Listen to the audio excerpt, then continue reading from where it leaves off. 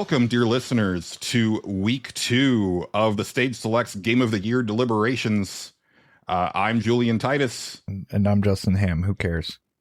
Yes. Yeah. And I will introduce our guests because friend of the show, John Gholson, is not here in the studio to announce them because this is pre-recorded. This isn't live at the Stage Select auditorium. Yeah. We have returning champion Xavier Kreiger. All Expedition 33 all the time. We're going to have some problems, son.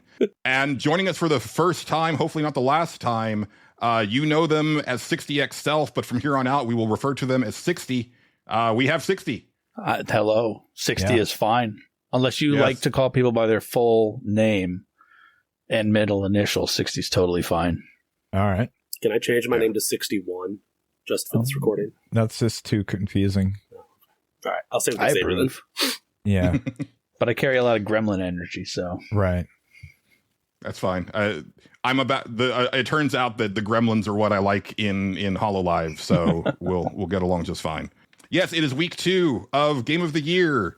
This week we have 3 categories for you. We'll be starting off with Best Returning Game, which encompasses remakes, remasters, re-releases, expansions, what have you. It is kind of our band-aid to the argument that we've had previously about where these types of games belong. And so basically we made a category for them. They're not eligible for like the big list, but they are eligible here. I like it.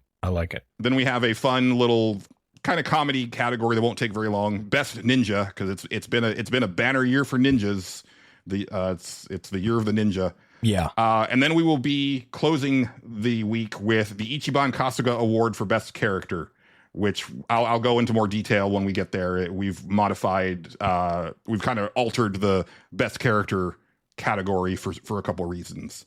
So once again, spoilers ahead. The spoilers are on the table, especially for Best Character. That's probably where this is going to factor in the most, because we may have to describe pivotal moments for characters to kind of make the panel understand why we're fighting for them. But just across the board, they are on the table now. These are all 2025 releases, so just be apprised of that. And just like last week, I have already nominated some games, and then once I go through the nominations, I will go around the room to add everybody else's nominations, and then we will start deliberating and cutting, and we're going to want to get a winner and runner-up, or 2 runners-up in every category. So for Best Returning Game, my nominations that I have down are Suikoden 1 and 2 HD Remastered. Oh, yeah. Elder Scrolls Oblivion Remastered. Oh, yeah. Metal Gear Solid Delta. Lunar HD Collection. Okay. Final Fantasy Tactics, The Ivalice Chronicles. Trails of the Sky First Chapter. All right. And Mortal Kombat Legacy Collection. Xavier, do you have anything you would like to add to that list? I do. The Dragon Quest 1 and 2 HD remaster. Oh, yes, I forgot. yeah. I have that. I have that. I just haven't opened it. Xenoblade Chronicles X. Okay. The Gex Trilogy. Right. Okay. That will immediately be cut, but I just wanted to say the Gex Trilogy. Yeah. Well, yeah. I played it for 30 seconds and was like, oh, well, this is still Gex. And then Lies of P Overture, the DLC expansion that for came DLC, out. DLC. Okay. Yeah. I appreciate that Justin doesn't remember anything that came out this year. No, pretty much. No. Just My prep for this year has been to barely remember that I even have to do it until about 7:45 or whatever, like 15 minutes still. And then I'm like, oh, right. Yeah, I got to go talk to people about stuff. I'll just let them guide me through it. I'm in auto mode this year. It's great. That sounds like good stress management, honestly. That's how I live my life. Yeah. Good stress management for Justin Ham. Terrible stress management for Julian Titus. Yes. Oh, yes. 60, anything that you would like to add to this list? Just one. Raito Remastered, The Mystery of the Soulless Army. I really felt that that was a really weird way for them to title this thing. Oh yeah, it was instead of Devil Summoner Raido Kuzunoha versus the Soulless Army, just Raido remastered. Here you go. It feels like you would want to have the name of the series that it belongs to somewhere in there, but what do I know? Raido remastered. Justin, anything for you? I don't think so. I think that pretty much covers it. As far as I can know, I know. Hold on, I'll look real quick. Okay. No, don't even know what that is. Nope, I think we're good. Yep. Okay. We are ready to start cutting. So, let's see. I guess Justin. Okay. How about, because we'll do a stage select sandwich. We'll start with you and end with me. Great. Well, the Gex trilogy seems hot, but I'll save it. I'll let Xavier cut it himself because that's what he seems to want to do here. We'll toss him a layup. Okay, I love Final Fantasy Tactics, but does anybody want to defend it? Because I think it's kind of a weird remaster, and I don't really particularly care for the way it looks. So I have actually never really gotten into Final Fantasy Tactics. Fair. I played like the first 5 to 10 hours of it. The remaster has allowed me to get into it this year, which I'm excited for because it's finally available, not emulated, easy to kind of play. But the thing that I wanted out of the remaster was to give me some camera options because the camera in that game is just such a nightmare, and it doesn't do that. So it can be. I'm fine cutting it now. I mean, it's on the list.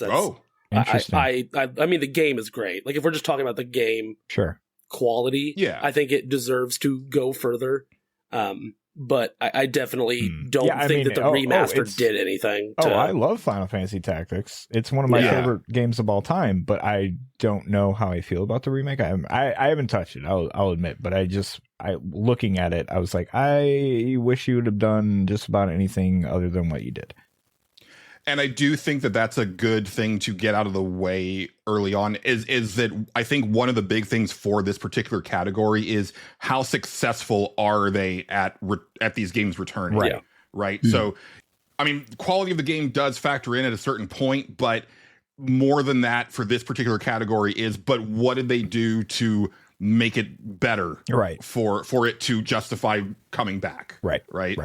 I think my thing, I don't know how I feel about the addition of the voice acting to it. I don't know that I really needed that. Yeah. I think that there's something about trying to shoehorn voice acting into these older games that weren't designed around the cadence of voice acting that I think throws things off for me in a pretty big way. It's very possible. Yeah.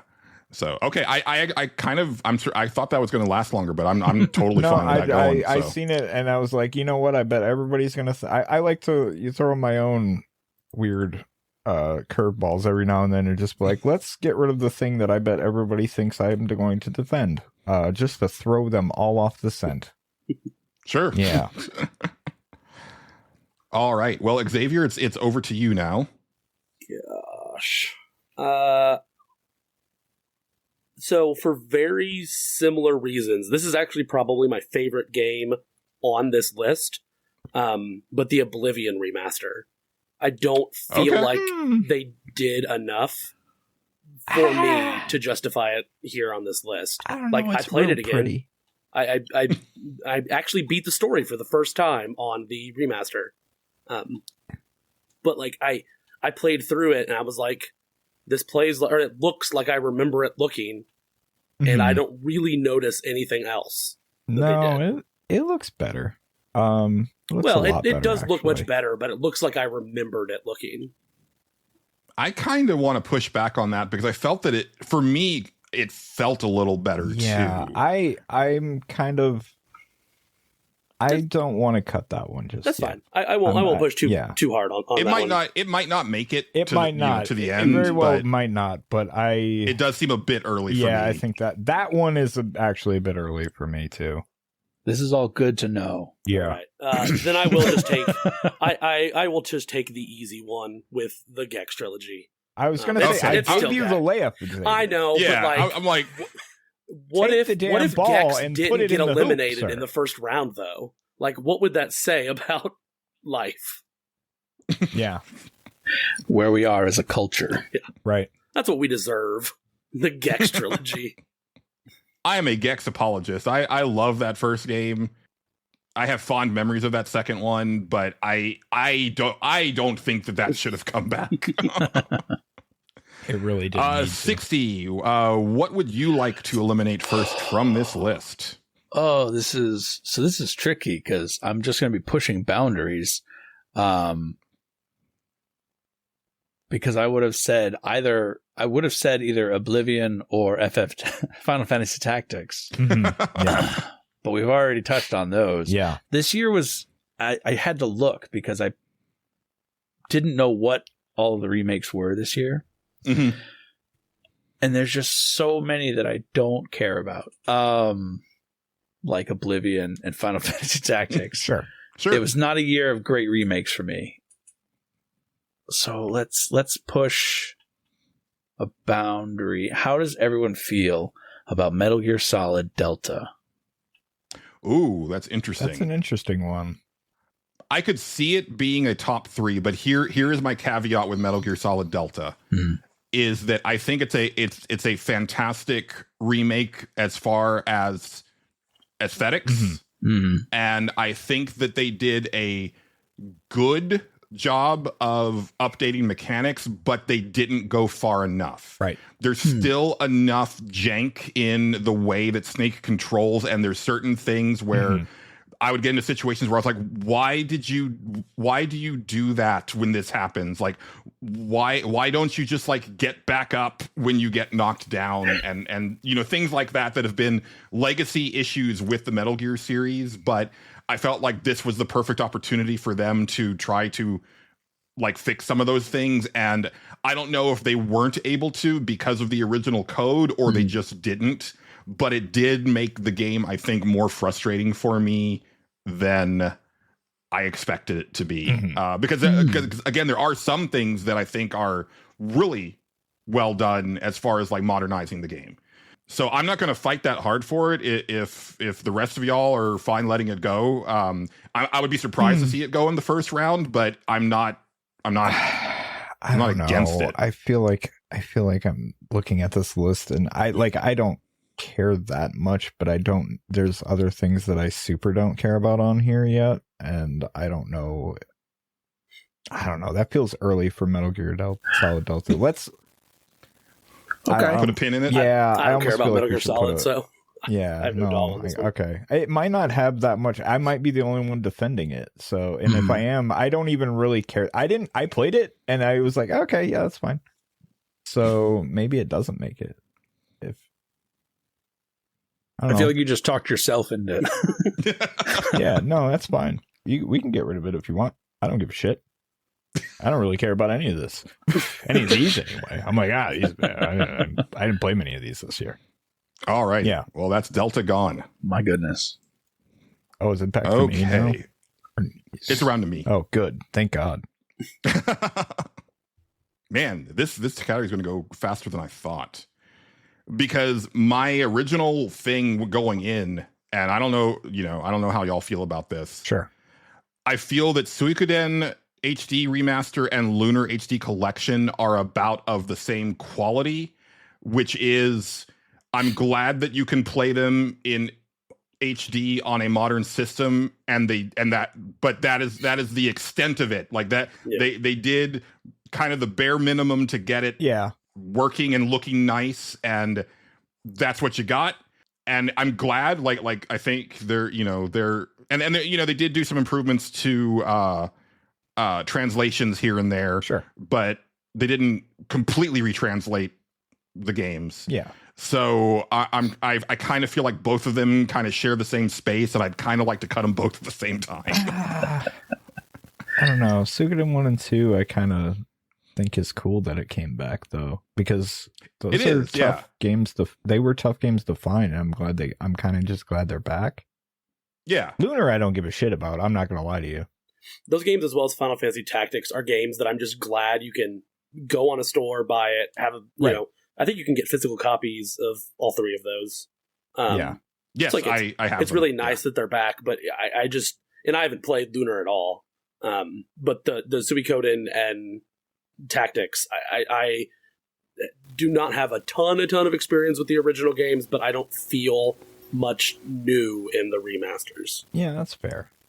Yeah, and that's kind of what I'm getting at, is that I'm glad they're here. Like I played all the way through Suikoden 1, right? Sure. And I was going to play through 2, but I just didn't get around to it. I also think it's nice that it's easier to fucking do the whole like save transfer thing now with the 1 and 2 Suikoden. Yeah.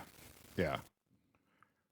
Well, then how about we eliminate Lunar? Okay, let's get Lunar, and I'm pretty sure Suikoden will probably. I don't feel people are very high on it. That might be the only thing that I'm happy about on this list is Suikoden 1 and 2, because I'm like, oh yeah, those are like cool games that came back. Good. Yeah, I'm happy it's here. I'm just saying that, like, as far as the work that they did, sure. Compared to some of these other games, that is fair, and it'll probably go pretty quick. So let's like Lunar. I'm also glad is back. I don't really care about it as much though. So that's Lunar 2 is my favorite PS1 RPG. Absolutely. So, but okay, so Lunar HD collection gone. Okay. Suikoden remains. I will say that as long as we feel sure that both are going to go, but I care way less about Suikoden than I do about Lunar. That's fair. Fair. But I agree that they're probably both going to go. It doesn't ultimately matter. Both not going to make it. As we're whittling this down, I feel that I see 3 stronger ones than these 2, but we'll see. We'll see. Like if Metal Gear Solid had been kept, Suikoden was going to be the next thing I put up on the block. So sure. Justin, it's back around to you. Did anybody play the Mortal Kombat Legacy Collection? I didn't. That's why I'm asking about it.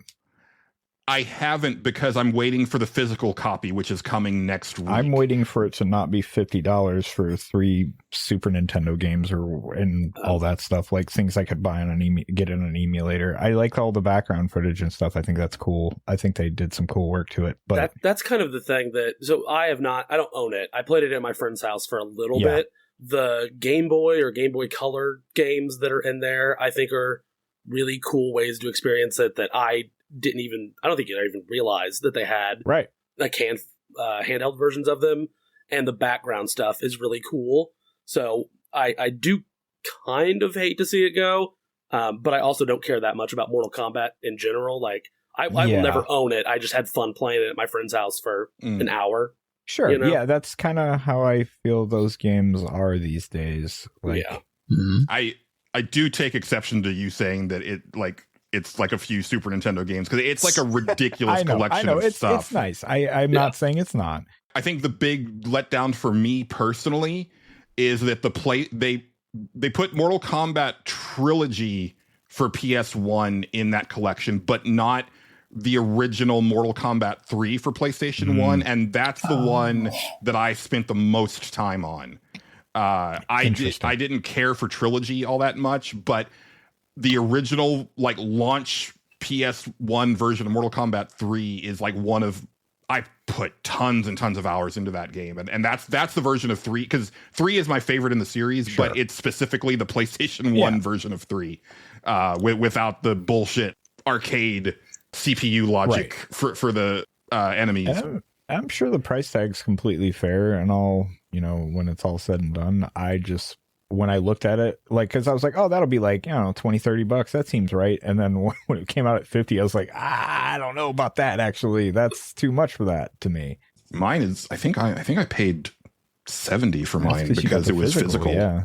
And that seems even more insane. But then again, I guess it's physical. So, Well, but for that many games and like the features that they've put in there, and then also like all of the archival stuff, like I think that's really awesome. It's a thing where I feel in my bones that it should probably make it to the end, but since I haven't actually touched it, I can't really like in good conscience defend it. That's why my big thing was like, has anybody here touched it? Because I didn't. I know like a lot of the fighting game sickos are like really like down on it, but I'm like, it's not for you. It's for the people who were like really into it in the 90s and then probably haven't touched the Mortal Kombat game since, but we have really fond memories of those, especially the home versions, right? Sure. Like, I will probably end up playing the Super Nintendo version of Mortal Kombat 2 in that collection way more than the arcade version of Mortal Kombat 2, because again, that's the version that I played a shit ton out of. Yeah, that's fair. So yeah, we can let it go. Okay. I will. I mean,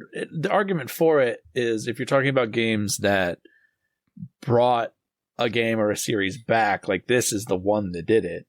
No, because Mortal Kombat's still around.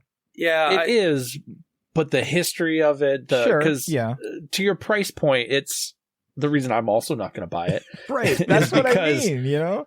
Is because I don't care about the actual games and playing them again, because I am also the emulator person, and I will run my RetroArch, and I will just play them there. Yeah.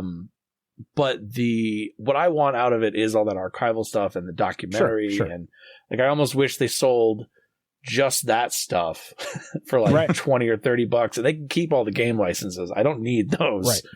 What I want is that piece, and that I want them to do that for everything. Instead of a Dragon Quest 1 and 2 or a Suikoden 1 and 2, give me a collection with a huge documentary about it. Yeah. Yeah, I do wish that more of the Japanese studios would because they really don't understand how much people care about the legacy of them. They're just like, oh, you guys want to play these old games again? Okay, whatever, here.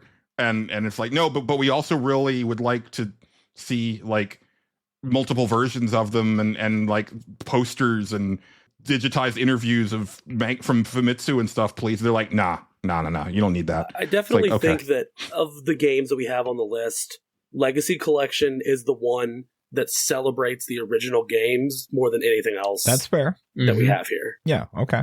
That's fair. I don't have I'm not a huge Mortal Kombat fan, so it is more of a like, I'm happy it's there for them over there, not me.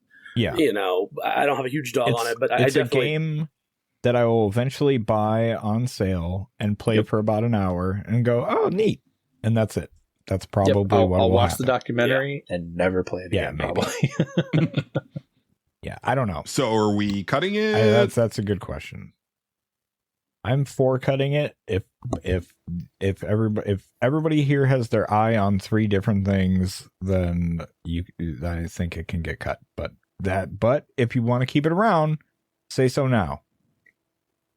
Nobody said anything. I want to keep it around, but again, I haven't touched it, and so I feel that like it might be a thing where it's like I get my hands on it and it's like, oh, I really don't like the way that they did I tell you this and this. I think that's fair, because I also have not. It might be a bad documentary. Yeah. Right. Yeah. Yeah, it's tough to say. And this is why my first sentence was, has anybody touched it? So I think so. I guess I'm the only one that's actually played this. Yeah. My friend that owns it is somebody that when we were in high school, we were playing whatever Mortal Kombat games, and he would just like rant about the lore to me. Sure. This brought him back into that kind of headspace of, I'm so excited, look at all these characters, look at this lore, look at this oh my god, did you know blah blah blah about Ed Boon and whatever. Stuff that kind of goes over my head. I think I will push back enough. I don't think we should cut it now. Okay. Because I do think it's enough of it represents enough of what I want this category to do that I think we should keep it on the list for a while. I don't think that it will actually make the list because I don't think there's enough fight for it in this group of 4 people. But yeah. But we still got a pretty good amount of games, so maybe we got some other stuff that we keep it around for now. Yeah. Okay. I guess if I gotta keep pressing until somebody cuts something, does Xenoblade Chronicles X still play like a Xenoblade Chronicles? Because if so, it should maybe go on that principle alone. Damn. It sure does. Fuck you. I love those games. But yes, I didn't even know this existed. Yeah. So I'm fine cutting it. I have no issue with it. It's another game that I don't think does enough different from it. And I bought the game on the Wii U, and then I unplugged my Wii U one day, and it just never got plugged back in, so I didn't play it originally. That's fair. But I just love that all the Xenoblade Chronicles games are together. I have them all on my Switch. I can play them all together. And it looks pretty incredible considering, it was a Wii U game from however long ago that was one of the smaller studios. But yeah, I'm fine cutting it here. Okay. All right. I really want to eventually play those games, but there's so many of them at this point, and knowing that they're all like 90+ hour games, and I've already kind of decided that I want to go through the Trails series. So it's like that's kind of where I had to plant my flag, is that's the big long 100-hour each, game series that I'm gonna like chip away at over time. I'm going through both, and I definitely think that Trails is the series I would recommend to more people to play, especially you. Okay, there you go. All right, back around to you, 60. Wait, I think it's Xavier. Yes. Well, you cut Xenoblade, right? No, I did. No, Justin cut. Oh, Justin did. I'm sorry. Yeah. I'm sorry. Okay, go ahead, Xavier. That's right. I don't know enough about this, so I'm fine not pushing super hard on it. Ride Owl remastered. Yeah, how strongly that was going to be the other. It was either that, and I seen Xenoblade Chronicles, and I just couldn't help myself, and I'm sorry, Xavier. That's fine. I'm used to Xenoblade bullying. I know. That's that. You take it well, and that's the only reason I do it. Anyway, what's Ride Owl? It's like a Persona spinoff or a SMT spinoff, right? Okay. Yes, it is one of many, many SMT games. It is part of the Devil Summoner series. It is the only game on here I have played. Great. Because it's the only one that I cared enough about to buy as soon as it came out. But also, I can acknowledge that I'm just a big Shin Megami Tensei pervert and will play all of those and always like them better than everything. So I'm fine with letting it go. Being one of 4. let me ask you this. Yeah. How, because I'm assuming you probably played the original. I will stop you and say that I did not. It was a PS2 game, and I missed like all of that stuff. All of the PS2 games, except Persona, I missed. Okay.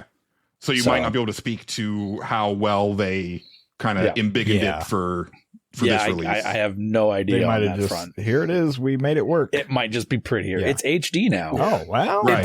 Okay. All right. It interests me because I wonder if Persona 6 is going to go more action heavy than JRPG.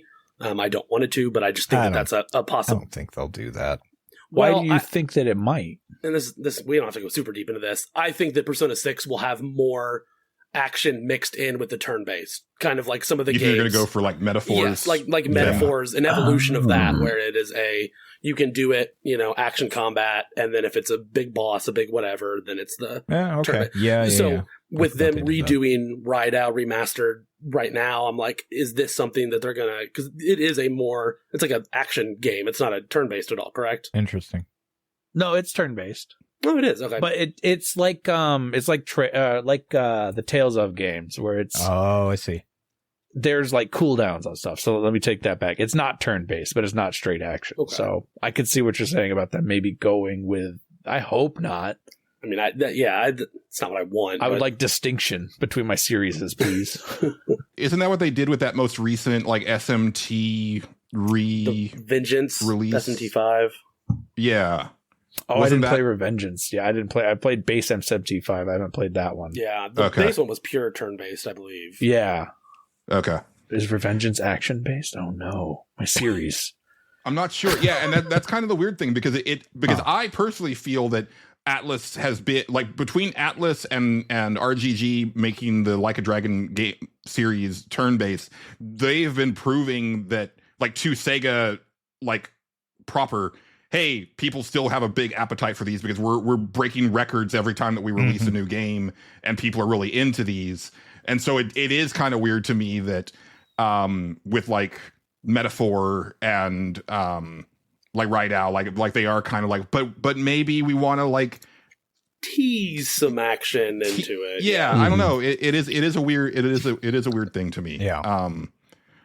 But okay, sounds like Right Out is going. Yeah, that can go. It's not one that I just like saying the name. Yeah. All right. Now it's over to 60. Do we still feel like Oblivion must stay? Listen, I feel stronger about Oblivion than I do Suikoden if you want to target that. So okay. Yeah. Yeah, I'm happy with that. I kind of agree. Yeah. I'm not even an Elder Scrolls fan, Yeah. and I didn't play much of Oblivion, but I was really impressed with what they had done. Okay. Yeah. Well, so what have they done other than make it pretty? I'm not the expert. Like, to me, it felt better to play because I've never liked the way that their games play. But maybe it was just me like fooling myself. But to me, it felt like there was more impact in the hits than I remember. Yeah, I definitely think there was a lot of before. weight added to it. So I will say they did a decent amount of changes. I'm pretty sure the level up system was not completely different, but they made it much more understandable for newer people. The old level up system was a little convoluted. And I know that they did a lot of stuff with the third person mode, which I never use in the game. Right. So I don't know a ton about the specifics of it, but I read a bunch of things that they did back when I was kind of paying attention to the marketing around it. They redesigned a ton of the NPCs. So I know like the characters, they kind of changed how they worked in the engine to give them where you didn't have kind of the weird. Some of these characters are just character creation, random generated, whatever. They did a lot of stuff, but it is a lot of like nitty gritty. This spell works differently in this game now than it did originally, and like the magic crafting system they changed in a couple different ways. So they did a lot of stuff, but it was small stuff like that isn't as fancy or as exciting to like read through. Like endurance does these things that used to be done by these other stats. And I think for me, importantly, I did see a lot of people angry that a lot of the jank wasn't there anymore. And I was like, good. I've been giving them a pass for way too fucking long. And now when they try to actually fix stuff, you get mad that like they actually are better games. Yeah. It's like, I don't like that. That made me like personally very happy. But Yeah, I'm happy with Suikoden instead of Oblivion. That's fine. That I'm fine with. Happy is a strong word, but you know what I mean. Sure. It's a very nice looking remaster. Yeah. And there are some nice like little touches that they did. Like there's an option that you can do in Suikoden 2 that removes this like really punishing like kind of arbitrary timer that keeps you from recruiting someone. Yeah, and so you can take that off because it's one of those things where it's like unless you knew that character exists and that you have to get to them at a certain amount of time, you just wouldn't know. You would not, or you wouldn't be trying to rush through it. And I also think it's kind of bullshit to have a character that requires you to rush through a game. That's an insane thing. It's almost like it'll make people play it twice because they'll probably by the time they figure it out and look up the list to get all these people like I used to do, they'll have already fucked it up. So yeah. It's like Steiner's ultimate or his best weapon in Final Fantasy IX, which requires you to just basically speed run like most of the game. And it's like, fuck off. Yeah, right. Exactly. All right. So that means it's back around to moi. Mm-hmm. Now it's getting difficult. So what we've got left is Oblivion Remastered, Trails of the Sky First Chapter, Mortal Kombat Legacy Collection, Dragon Quest 1 and 2 HD Remaster, and Lies of P Overture. Overture. Xavier, tell me about Lies of P Overture because I really liked because when I saw the trailer for that, I thought it was a sequel that they were advertising because it looked like a sequel. It does. I really enjoyed the Overture. I didn't finish it, but I had a great time with it. It basically is the main character going on time travel nonsense. So he gets sent back to before the puppets had like taken over and destroyed the city. So you get a lot of the same areas that you went to, but pristine with people in them, which made it feel a lot different because like, the original game is, the very Souls like everybody's gone and has, everything's burned down and blah, blah, blah. It's all dark. It gave it a lot more vibrant, lived in feeling.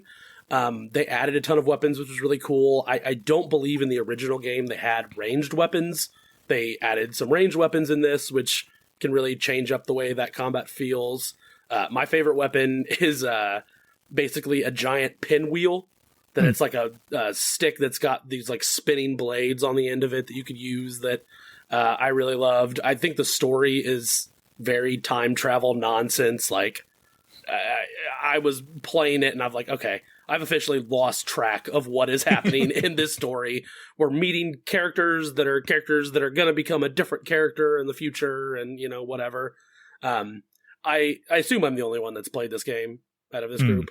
I'm fine with it getting cut here. This is not the game that I'm going to go to the mat for, but I really loved the DLC for it. And if you enjoyed the original game, I think this shows you, it does what I love from DLC, where this is what we've been working on, tweaks we've made to the combat, looks much more beautiful, and it gives you an idea. You know, I don't think that the second Lies of P game has a date yet, but here's kind of a taste of what our team has been working on that you'll see, you know, extrapolated into the next game whenever that comes out. Okay. Interesting. Let me propose this then, because we're actually close now to having 3 left. Yeah. If you're okay with Lies of P, and we've kind of already admitted that, like, it's kind of hard to defend Mortal Kombat Legacy Collection. That's what I was going to suggest, too.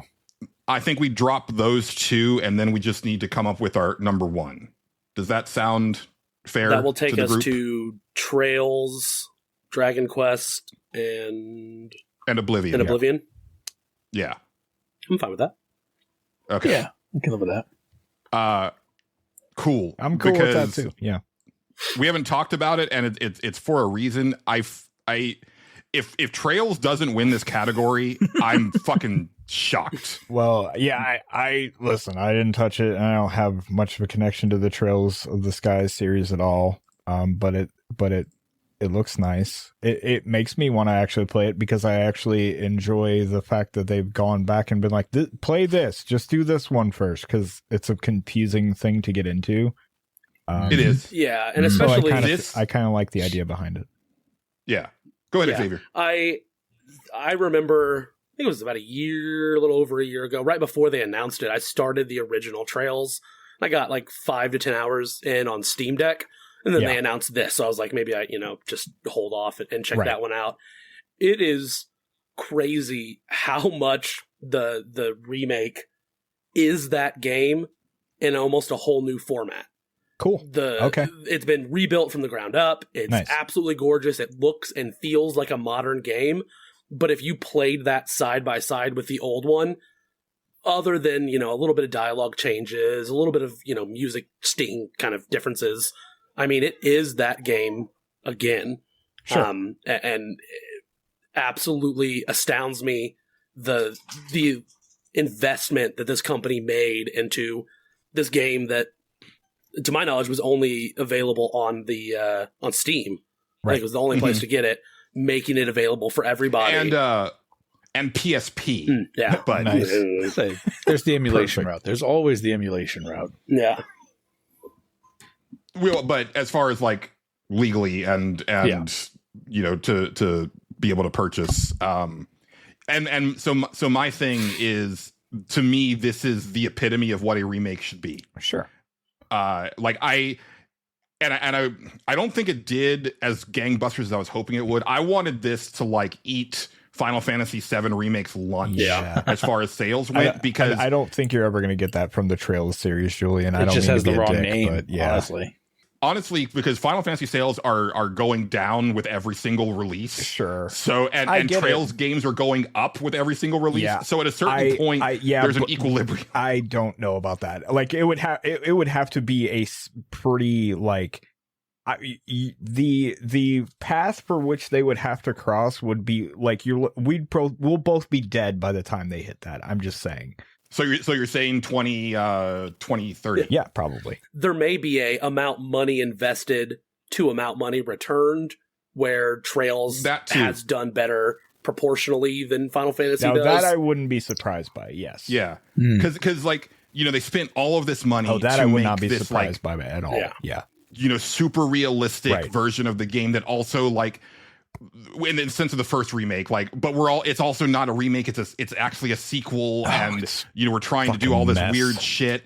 Where Trails is like because like there's parts in Final Fantasy VII Remake where it's like, okay, yeah, this is Midgar in name, but like I can't actually translate where I'm standing right now to the original location, where Trail's first chapter is like, stop, I can play this game in 3D, this new remake, and stop where I'm at, and then go to that exact location in the original, and everything is where it was. Even like just like the stuff on the shelves and stuff like that. It looks phenomenal, but also not. It doesn't look like they broke the bank making it. It looks like they understood this is what we want to do. We can make it for this budget and make it look phenomenal. I think it's also great that it splits the difference where you can choose to play it like the original game in turn, like, because I think the turn-based combat of that series is some of the best that I've played. Yeah.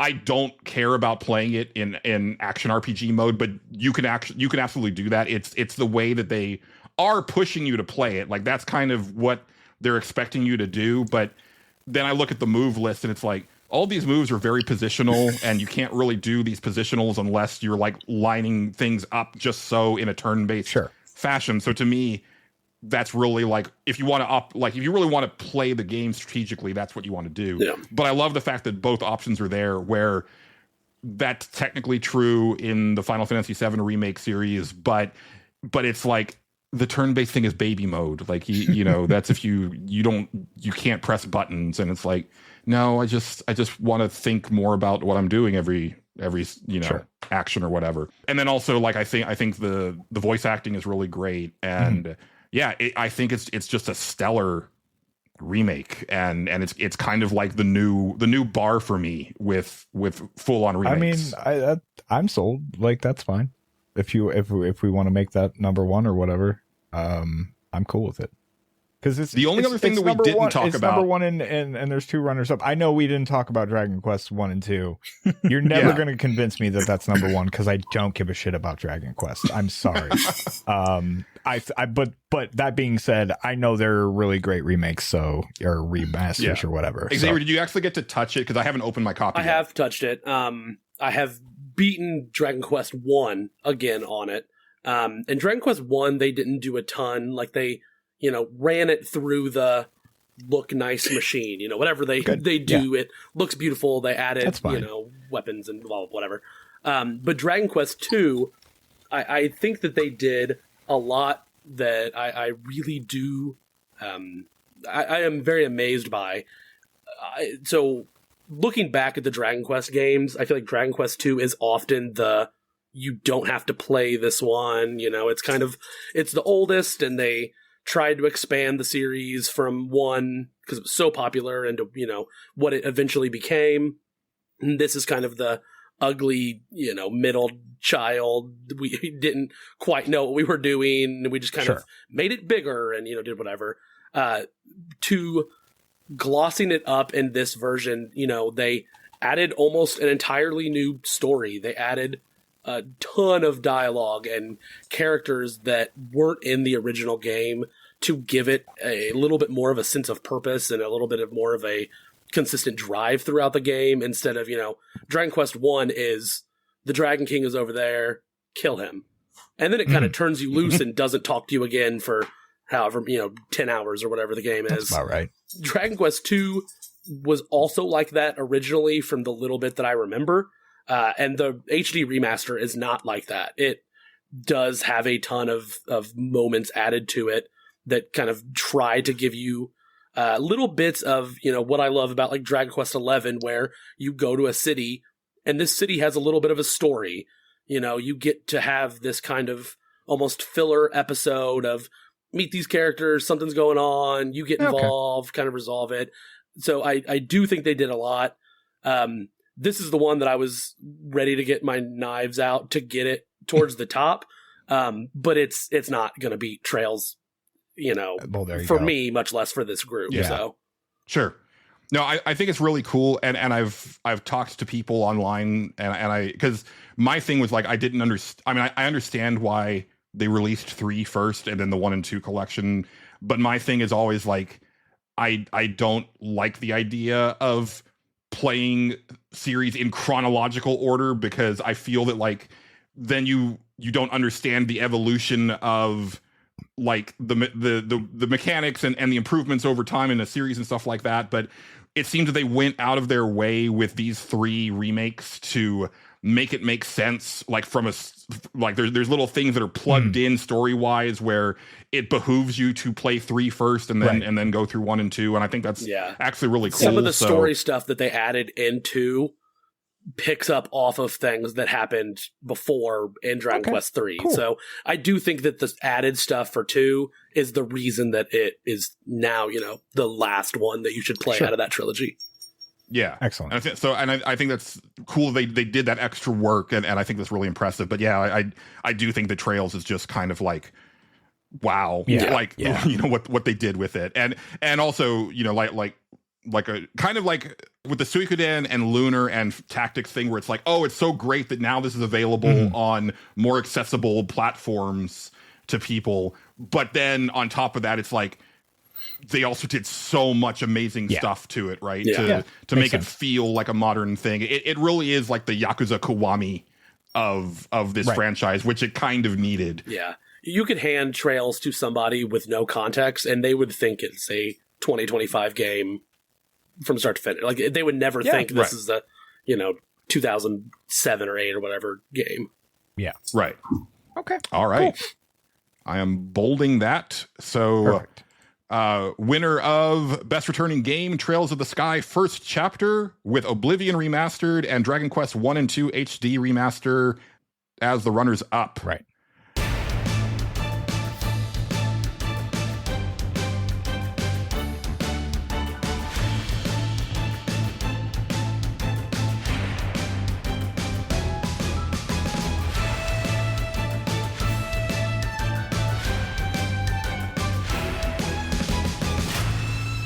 And so we will roll into our next very little baby category. Category. Little baby category. Best Ninja. All right. So far, I have Kenji from Ninja Gaiden Ragebound, Yakumo from Ninja Gaiden 4, Ryu from Ninja Gaiden 4, and Joe from Shinobi Art of Vengeance. Okay. I think I've covered them all, but did anybody have any additional ninjas to add? How loosely are we defining ninja? Do they actually need to be like a... so here, here's some of the people that I have like on my list. Go ahead. Invisigal from Dispatch, I think is a ninja. That's a little loose of an interpretation. Yeah, I think that's... Even I'm like, I get where you're going there. I don't know about that. Buddy. Yeah. The only other ones that I had, Eve from Dark Deity 2. Okay, I would count her as a ninja. Okay. She's like a she's like whatever. Yeah. I could go with that. Sure. Sneaky. She's what a ninja would pass for in that world. Sure. Yeah. I don't think these really make the list, but I do just want to shout out the ninja classes from Bravely Default, Flying Fairy that came out this year, and Final Fantasy Tactics, as just like great. Well, okay, but they're not characters. So, but also now, so that's the thing, is that now that we're out of the best returning game category, like since those are re-releases, they wouldn't be eligible for this. That's fair. So, for example, I didn't nominate anybody from Ninja Gaiden to whatever that was, right? Whatever the subtitle was. Re-release of, I think it was Ninja Gaiden, or no, it's Ninja Gaiden 1 Black. Yeah. That came out this year. Oh, yeah. So. I actually do have an addition. Okay. Lady Oyuki from Ghost of Yote. I don't. Okay. Yeah, I know you don't. And possibly, even though I'm going to cut them pretty much immediately, I guess the Kitsune from Ghost of Yote. They are both pretty much ninjas. Okay. I have a clarification. Sure. Yes. Are we talking about best character who is a ninja, or like the best ninja if you were to rank their abilities as ninjas? Or is it like all actually the a good above? question. Kind of both. Okay. It's to me, it's not so much. a lot. I think a large part of this is cool factor. Okay. Sure. Like how cool of a ninja are they? But I think so. I think it all factors in, right? It is like how cool are they? Like how is their character? You know, how cool? Like how good is their like skill set? Like I think that all kind of factors in. Okay, that's fair. I will say that I had an ulterior motive for this category, but it might not shake out the way that I want it to, which is fine. Of course, I came in and ruined it. That's fine. No, it's fine. No, it's fine because I'm probably going to cut those two from the list anyway. But just so I can save at least one of them for, the one of them for probably the best character category anyway. Sure. I like Naue from Assassin's Creed Shadows. Oh, yeah. Okay. Yeah. No, thank you. Yeah. That's actually a good addition. I forgot that game. Yeah. I forgot that game came out. I'll be honest. So it's funny because that's similar to the remastered. That's the only game with a ninja in it I've played so far this year. Although I also so which character in Ghost of Yote is Erika Ishii voicing the main character? Yeah, that's Atsu. Yeah. Okay, is Atsu cool or not cool? They're not a ninja. I just love Erika Ishii. Yeah, no, I get it. They're not a ninja though. I will. Oh, okay. Lady Oyuki, I can go to bat for as being a ninja, and the Kitsune I can too, even though I'm going to immediately cut them. I'm just warning you right now. It's going to happen. Is Ghost of Yote, is it more like samurai than ninja? Mostly, yes. But there is a one map that you go to that is just like, here's some fucking snow ninjas, and they're popping out of snow banks at you and fucking going at it. So, yeah. Yeah, because correct me if I'm wrong, Justin, because, you know, we've both played Tsushima, but you've played way more of Yote than I have. It seemed that Yote seems more samurai first, like as far as like the gameplay and stuff goes. Oh, like, yeah. You're okay. It's like you're a dirty fighting samurai. Like you don't give a shit as long as you win, like, which is kind of cool. Ooh, a rogue samurai. Yeah. Okay. But not doing as much of the sneaky stuff up front, like in Tsushima. Eventually, that becomes kind of fun once you get stuff from the ninja place. But like, it's not. Yeah, it's not as like if you don't sneak into this camp, it's going to be a whole thing. You know, it's not like that. Okay. There's a few spots I think they require stealth, but not too many. Okay. All right, we'll keep the same order. So Justin, you get first. Can cut the Kitsune. They're the person that John and I complained about on an episode that these two will hear later. With the weird drugs thing. Gotcha. Yeah. Okay. But they're a ninja. I just was like, they're okay. They're fine. They're one of the antagonists. Yeah, they are one of the antagonists that you have to kill. Okay. It's kind of a whole bit. I'm not like, I might have to spoil the bit later, but it's fine. Just get ready. Okay. Yeah. All right. Xavier. I have not played almost any of these games, so Great. I'm going to be picking at random. Good. Yakumo. Is that even said? Is that how you say it? Yakumo. Yeah, it got messed up on the. Perfect. Yeah. That's what we want. Yeah. When I was trying to fix my word shit, it's Yakumo. Yakumo. How do we feel about them? I think he's way too much. I'm not a fan of the Team Ninja designs in general, and I think Yakumo is way too much. He's like the new main character for Ninja Gaiden 4. Like you mainly play as him, and then you also play as Ryu Hayabusa. And if I thought Ryu Hayabusa's design was like overdone, Yakumo is like that times like 5. I'm just like, ooh, wow, overly edgy ninja boy. Okay, I'm not a fan. Yeah. my only experience with that universe is the live action Dead or Alive movie. Yeah. Perfect. Yeah. Yeah. No notes. He looks like he has Halo armor on. Yeah. I'm not a fan of what Team Ninja's done with Ninja Gaiden. Especially once Ragebound came out this year, and it kind of really goes back to the series like 8-bit roots as far as like design sensibilities and stuff, and also story. I was like, oh right, Yeah, that's where it's at. So, okay. Yeah, no problem cutting Yakumo. Yeah. All right. 60. Throw a dart, 60. Basically, I'm gonna pick. Well, I'm not gonna pick. I'm gonna suggest, because I forgot Ninja Gaiden 4 even came out this year. That's good. Yeah, that's Ryu. Yeah. Okay. Yeah. Yeah, Ryu Hayabusa. Yeah, I mean they're an OG, but like they're kind of weird now. I don't know. Look, Yeah. Izuna drop is never not fun to do. It is fun. Yeah. But that's kind of where it begins and ends for me. I get it. Yeah. I super get it. The rest of these games I remembered came out this year at least. There you go. Yeah, there's something to that. We got 5 left, and it's over to me. Yeah.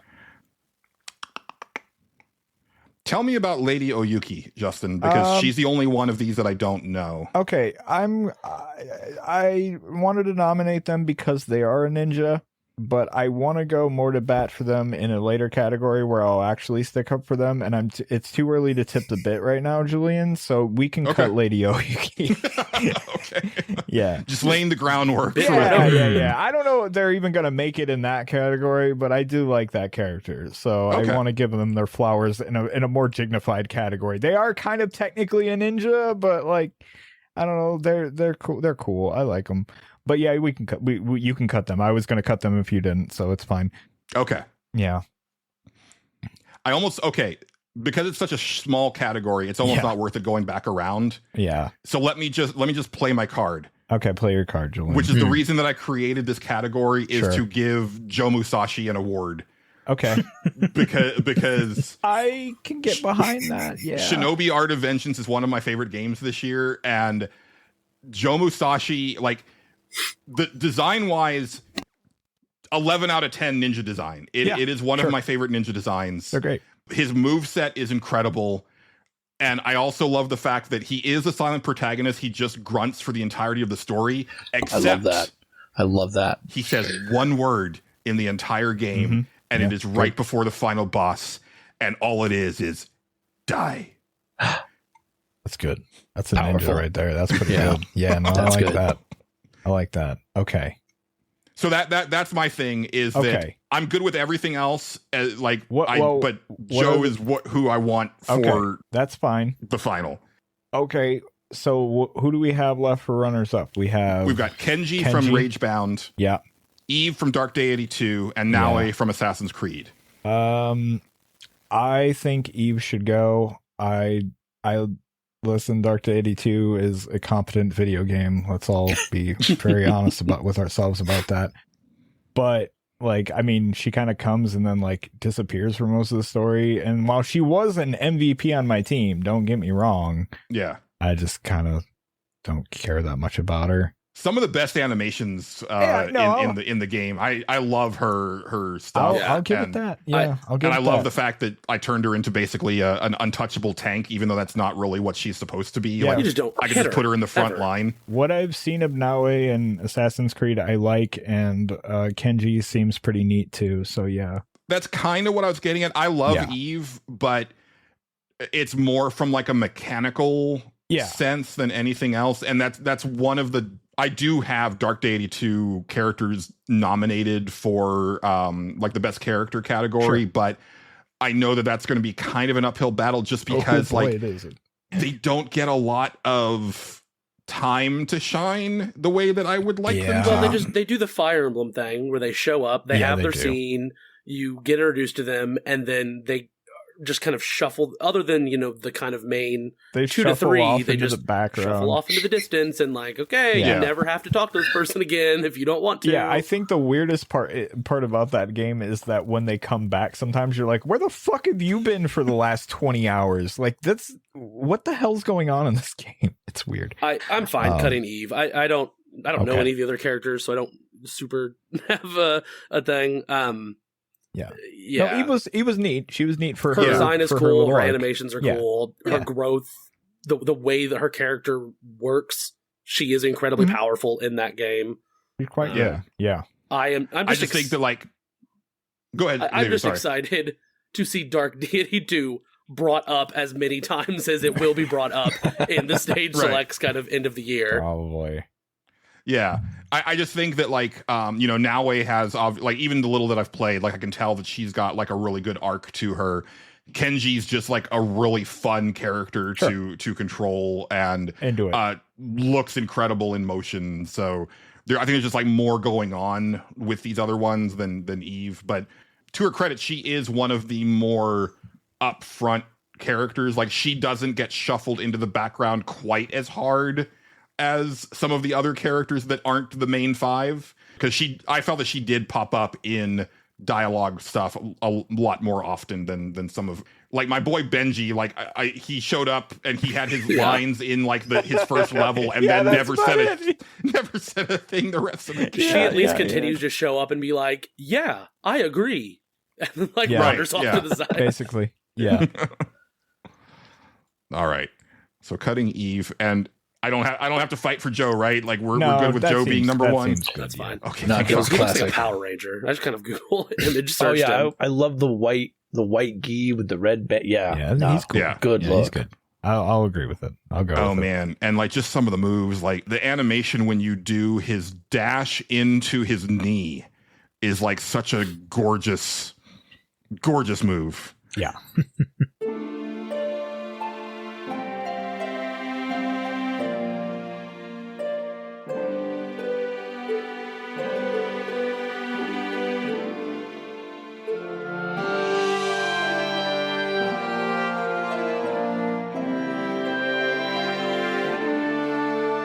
It's not the last we're going to hear of Joe Musashi in these deliberations, but not for our next category. We will be taking a break in about an hour for listeners, but we're trucking along pretty well here. So we'll start this category because this one will definitely be a beefy one. Yeah. Last year it was a beefy one as well. It sure was. This is the Ichiban Kasuga Award for Best Character, formerly Best New Character, which is what we had last year. And we did that because there was a Like a Dragon game that came out starring Ichiban, and we were like, it's not fair to we need to restrict it to new characters because otherwise it's just going to be a foregone conclusion that Ichiban wins because he's the best. But I've made some modifications to this category for this year and going forward if we continue this category. By being the Ichiban Kasuga Award, he is no longer eligible for this category, which means that in a future Like a Dragon release, since he's technically presenting the award, he's not eligible, so we're fine with that. But it also allows us to highlight characters that are returning. Because I think sometimes you'll see a character come back and it's like, oh man, they had like so many cool moments in this sequel or whatever, but it sucks that I can't nominate them because they're not a new character. So this allows us to really kind of just open it up to any character of the year other than Ichiban, because Ichiban would just win. At least in this podcast. So my nominations that I have so far are Swan from Lost Records Bloom and Rage, Hazel from South of Midnight, Darumi from the 100 Line Last Defense Academy, Shoma from the 100 Line Last Defense Academy, Higgs from Death Stranding 2, Pinky from Promise Mascot Agency, Gwyn from Dark Day 82, Benji from Dark Day 82, Fabian from Vampire the Masquerade Bloodlines 2, Lou Graham from Vampire the Masquerade Bloodlines 2, Chase from Dispatch, and Royd from Dispatch. Justin, who would you like to add to the nominees? Real quick, I'm looking up something, so can we go to somebody else? I apologize. Sure, no problem. Thank you. Xavier. All right. We'll start with Esquier from Expedition 33.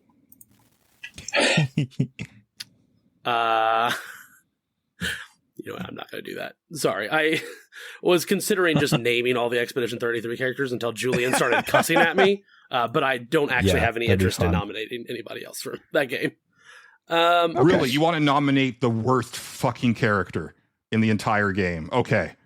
All right. Okay, so just a reminder that we are full spoilers at this point for all these games, right? Yes. All right. Zagreus from Hades 2. Sure. Okay. You already said Chase. You already said Hazel. Hugging Molly from South of Midnight. Okay. Corbeau, Corbeau from Pokemon ZA. And Aegiomon, Aegiomon. AEG or wait, AGE. Aegiomon. That's from Digimon Time. Yes, Digimon Time Stranger. Is that it? That's it for me. That's a weird collection, Xavier. I'm not going to lie. 60. Yeah.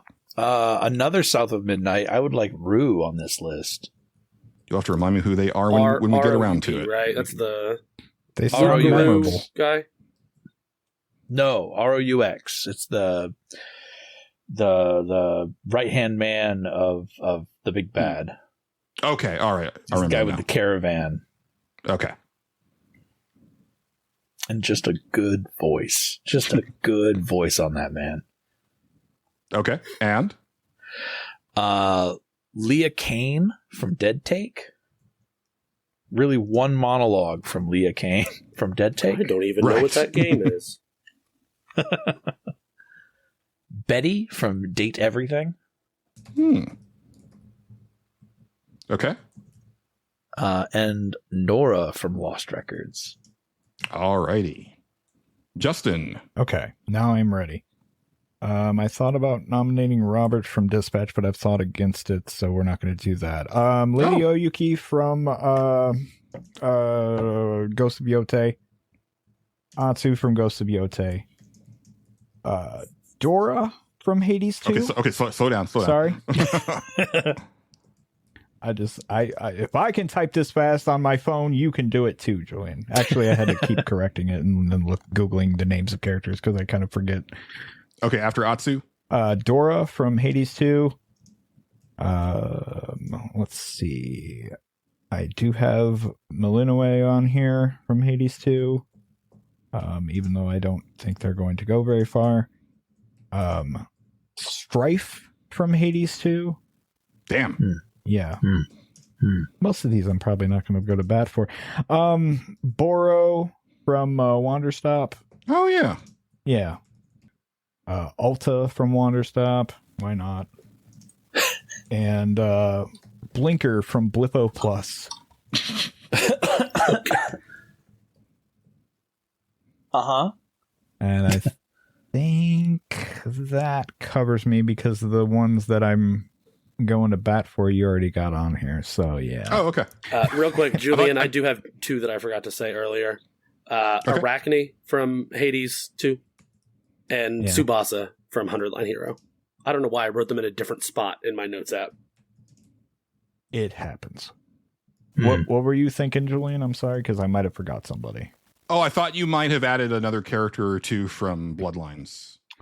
The main one that I really like is already here. Okay. So, yeah. There was one other that was a potential for me, but I feel that they weren't in it enough. Put it on there. Who was it? Tully. Oh, yeah. Okay. Yeah, I don't know about them, but yeah, like I think the two that you have on here are the strongest two, and those were the ones I would have put on here. So yeah. Yeah, then we'll leave it there. Yeah, that sounds good.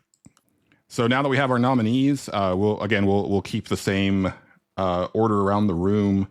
And as your stuff gets cut, feel free to or nominated for cutting rather, feel free to talk about your characters and whatnot. And this is definitely probably the part where we'll have pushback and have to kind of reorient and stuff like that. But Justin, who is your first I'll cut? go ahead and cut one of my own, and I'm dealing with a laptop, so hold on. I will cut Malinoe. Really? Yeah, I like Malinoe. I don't like her near as much as I like Zagreus, though. I think she's a decent character, but I don't think her arc is near as interesting as Zagreus's was in the first game. She's an okay character.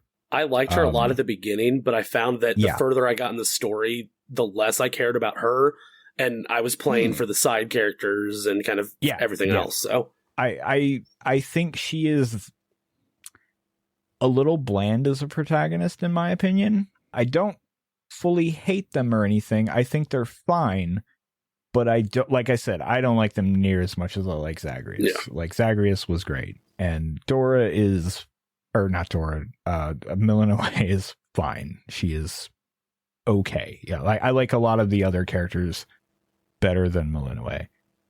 Okay. So yeah. I haven't played much of Hades 2, so it just surprised me because I know how popular Zagreus was in the first game. Yeah, Zagreus is awesome, and like his storyline is great, and Milanoe's storyline is totally fine, but like she's kind of like almost like an in-between character. I don't know how to explain it without, and I know we're in spoiler territory, but like it's too much to explain. Yeah, sure. Like, we'll be here fucking all day. Characters in the game, and it's a whole... It's kind of weird. So like I'm very comfortable. Like I nominated her just to like I didn't hate them. I liked them. Don't get me wrong, but like just to, but I like, I'm very comfortable cutting them right off the rip. I talked about this on when we were watching the Game Awards, but I really got to finish Hades 1 and play Hades 2. Definitely finish Hades 1. That is one of my most anticipated things in general, is for you to play Hades 1. Yeah, me too. Me too. I mean, I've played it. I've gotten to Hades once. But the end of that, and not even the end, but like the endings that you start getting. The end of one run, and I feel like Julian will be like, oh, I get why they want to do this now. Yeah. All right, Xavier. All right, I just put SKA on here to annoy Julian. I don't. I love Expedition 33. I figured as a game, but most of the characters. That game is a game that was a 10 out of 10 at first, and the more that I played, it kind of started ticking down for me. I'm fine getting SKA off of it. Yeah. Thank fuck. I ended liking that game a lot more than I think you, at least, Julian. But yeah. Like I would have accepted any other like person in the cast. I fucking hate SKA with a passion. Yeah, I was torn between him and Noko for who would annoy you the most. So I like Monoko. He was one of my favorite. Noko, the little Gastral thing. Yeah. Right. Yeah. Yeah. Listen, Xavier, excellent bit. That's okay. No, perfect. Like 10 out of 10. The only like I thought about nominating some Expedition 33 people. The only one I even thought of just to like give a small like honorable mention to was the girl with the scythe whose name I've forgotten. Oh, Seal? Yeah. Ciel, yeah. She was okay. I liked Lune a lot. Is probably my favorite characters, or Renoir are the two that. Yeah, Renoir's an excellent villain. Yeah. I think Lune is one of the ones that I'm the most frustrated with. Yeah. I know we're going to get into this in the final week because I'm going to be pushing against it hard, but like the existence of Verso in that party kind of ruins the story of that game for me. And the fact that nobody has questions for him. And when they actually do, it's only in side content. And it's like, and he's like, oh yeah, I could tell you that, but I'm not going to. And it's like, no, they should actually probably like tie you up and like pin you down to the ground and interrogate you by force until you drop the deets. The relationship scenes between Lune and Verso, where they're like, I'll ask you a question, you ask me one. When I played that, I could hear you just ranting as they're like talking about nothing and talking around the things that are happening. I'm just like, Julian's kind of ruining this for me because I know what he thinks as he sees this. Yeah, Ciel as like a character I thought had like the more emotional arc, and I found her. She was one of my favorites. Yeah, I actually liked her. I didn't nominate her because I was like, I don't really. I just forgot, and then I remembered at the end, and I was like, oh right, I should have nominated her. I would have cut her anyway, but like because I like other characters on here a lot more than her. Yeah, but I thought she was like. out of everybody in there, I thought she was pretty good. So, yeah. As someone who hasn't played this game yet, because I was only tangentially curious, I'm more curious now that it's been since it's set records awarded of the in Game such Awards. a way. Since it's been the light has been shown on it as the best game ever in every category possible. Which one is the Robert Pattinson lookalike, and which one is the Pierce Brosnan lookalike? So Gustav is Robert Pattinson. Is the Robert Pattinson guy. Okay. Yeah. And he's like the lead, and then the Pierce Brosnan one is like the main villain. And the Pierce the Brosnan Renoir that you were talking about. Renoir, yeah, Renoir. He's a good bad guy. He is. All right. Yeah. And I think also the best to me the best performance in the game, it's Andy Serkis. Yeah, sure. Yeah, I love Expedition 33. I mean, it is high on my personal list of the games. I just knew Julian was going to expect me to come in ready to fight for this game, and I don't have it. You showed I have him other stuff that I'm going to fight for. Yeah. You got me. I'm not going to lie. That's good. That's good. Oh yeah, he was seething when you nominated. It was great. Oh, he was ready to go to war. It was awesome. Perfect. 10 out of 10 bit. 60. Right. Who is your first cut? I will continue cutting this trend of cutting ones we added. I'll go ahead and remove Leah Kane. Okay. She's a very interesting character in that game and gives a very good monologue at one point. Okay. Yeah. She's a very minor character. She is very minor, but like in the background is a big role because she's the wife of the producer that's basically running all of Hollywood and the owner of the house that you're at, and has a lot to say about how her relationship with him fell apart and after like the death of their child, and it's an interesting character and a really good monologue. Oh, and also because 60, I think you're the one that told me about this. She's Lou Graham. She's Lou Graham. Yeah. Oh, that's Jane Perry. Yeah. But here you get to see her in live action. Yeah. Neat. Yeah. Okay. And Justin, she's the one when I was talking about Dead Take and I was talking about how, okay, so you have like this voice actor who's trying to do live acting, and it's like down here. Yeah. And then you have like Neil Newbon and Ben Starr like over here as like really good performances. Right. And then you have her like way up here where it's like she blows the fucking roof off of that game. Lou Graham is quite good, so yeah, I get it. Yeah. I can see it. That monologue is so good. It really is. Maybe I'll look that up sometime. That sounds awesome. All right, over to me, and I am going to cut my man Benji best in class. Thank you. From Dark Day 82. Thank you. Yeah. Seriously, thank you. I love Benji best in class. I love a good himbo in a game. Yeah. He is one of the best himbos. He's just a dumb, beefy boy that loves working out, and he really shines in his relationship dialogue with like certain characters. There's one other tank who is gay and is very into Benji, and Benji's too dumb to understand what's going on for the whole arc of the friendship, until finally like he's like, "Hey Benji, are you into guys?" And he's like, "Oh, I mean, yeah, they're my best friends, blah blah blah," and just it completely goes over his head, and he's like, "Oh, okay, whatever, yeah, let's just go work out, it's fine." But he's also just like, he was like one of my favorite units in Dark Day 82. Like he was one of my clutch characters that would just like annihilate people, and I just loved it every time because I did love his voice lines when he would level up and stuff like that. But as I said previously, after he gets introduced, there's really not much that he gets to do in the story of the game. Yeah, I love Dark Day 82. I wanted to bring characters to this, and I was just looking through the list.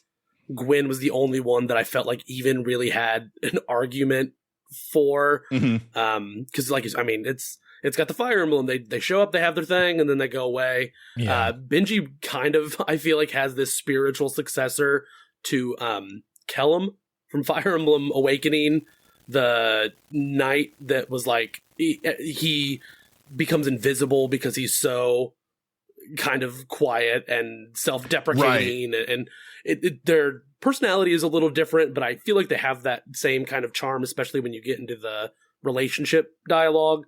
So I do love Benji, but yeah, he's not going to swing in this list. No, yeah. I did want to give him his flowers because I do really appreciate what a lovable himbo he is, but there's way better characters on this list. Justin. Oh, back to me, huh? Yeah. I'm not gonna gun for that just yet, even though I really wanna. Okay, let's keep on this trend, huh? Why not? Or should we? I don't know. I don't know. This is tough now. Follow your heart, Justin. Okay, a game that is admittedly my favorite this year, Hades 2. Xavier, you nominated Arachne kind of late. Do you think she's like super strong here? No, I'm fine cutting her here. Okay. I don't think even if she didn't get cut here, next round I think she'd be gone. Yeah, I feel like a lot of the Hades 2 ones are going to get cut. I don't. That's surprising me, honestly. 60, did you play Hades 2? I haven't obviously touched it. I have not. Okay. No. Yeah, I don't know how many of them are. But yeah, like I don't know. They're fun in their own right, but like I like Arachne. I like you. The other one I forgot about until now was oh god, Narcissus. I thought he was fun. Yeah, but at the same time. Yeah, so I really do like Arachne. I think her design is adorable. Every time I see her, I get really excited. Yeah. I love her little area that you go through. And I think my favorite thing with her is that so many of the characters that you come across are kind of sucking up to the gods and like, yay, all the gods, let's, rise up and return power to the... And she's... very much, every time you show up, she's like, all right, I'm going to help you. And also, fuck every one of the gods. They all suck. Yeah. Like, she hears you're going to Olympus is like, oh, really? You're going to do that now? Huh? Okay. Yeah. Wow. So I just think she's cool. And I love her. She's cool. The stuff that you get from her, they're all items that you have them until you meet some kind of a take X amount of damage or, whatever. So she adds armor, so as long as you have armor and you have the item that she gives you or whatever, which is a dress, it'll change the color of Melinoe's dress, and you'll get to Lady Hecate and she'll like comment on it and shit like that, which is pretty neat. But yeah, she's cool. Arachne's cool, but she's probably not going to hang there. Okay. That's how I feel. Very good. Okay. Xavier. Well, I had a character picked out, but it's another Hades 2 character. I don't want to just gun for that. Let me ask. All right. I do think I'm going to have to. How strong do you feel about Dora? Not super strongly. I like Dora. I think she's really fun, and she has a little bit with the second to last boss in the Olympus run. What's his fucking name? He's a Titan. Prometheus? Gives him fire. Oh god, you know who I'm talking about. Oh god, Hephaestus? No. Is it Prometheus? Is it the second? It is Prometheus. Yes. I'm sorry. Yeah, thank you. I knew once I heard the name, I'd be like, yeah, that's it. Yeah, she has a thing with Prometheus, and I don't know what it is. Like, she's like an old enough shade that she can actually talk and interact with people.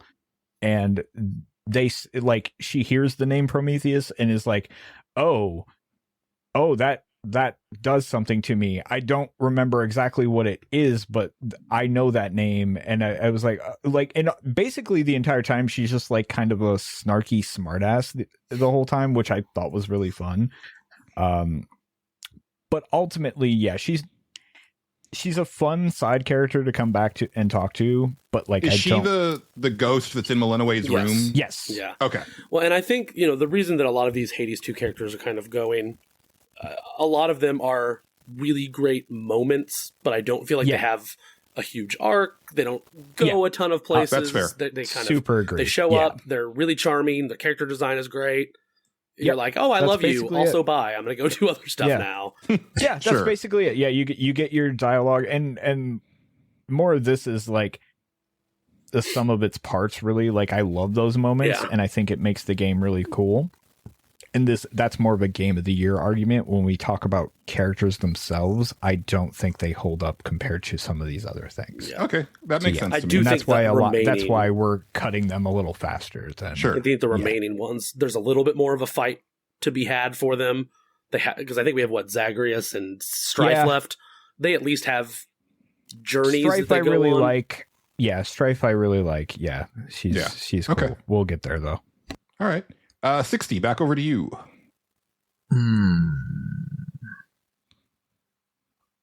How? Dun, dun, dun, Do it. Get the knife out. My instinct is mostly because I'm curious about the defense of hugging Molly.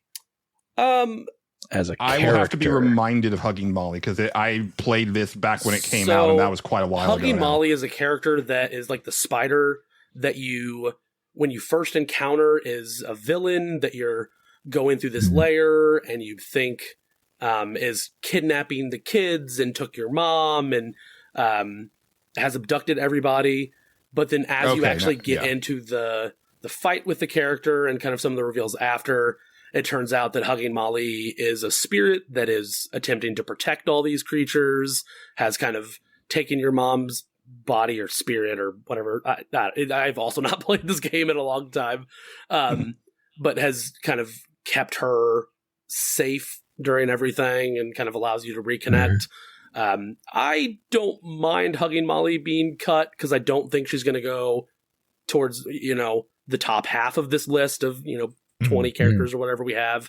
But I really enjoyed the character. I thought it was a interesting journey from this terrifying, humongous, spooky spider that I thought had some of that kind of southern charm as they the journey the folklore took of these things that on first appearance terrify you and, drive you to react in fear, that are just trying to defend themselves or just trying to take care of. I thought that was a really interesting journey for that character. That was, that was like a quarter of the game was like these 2 or 3 chapters of you hunting down this character that ends up kind of being a benevolent entity.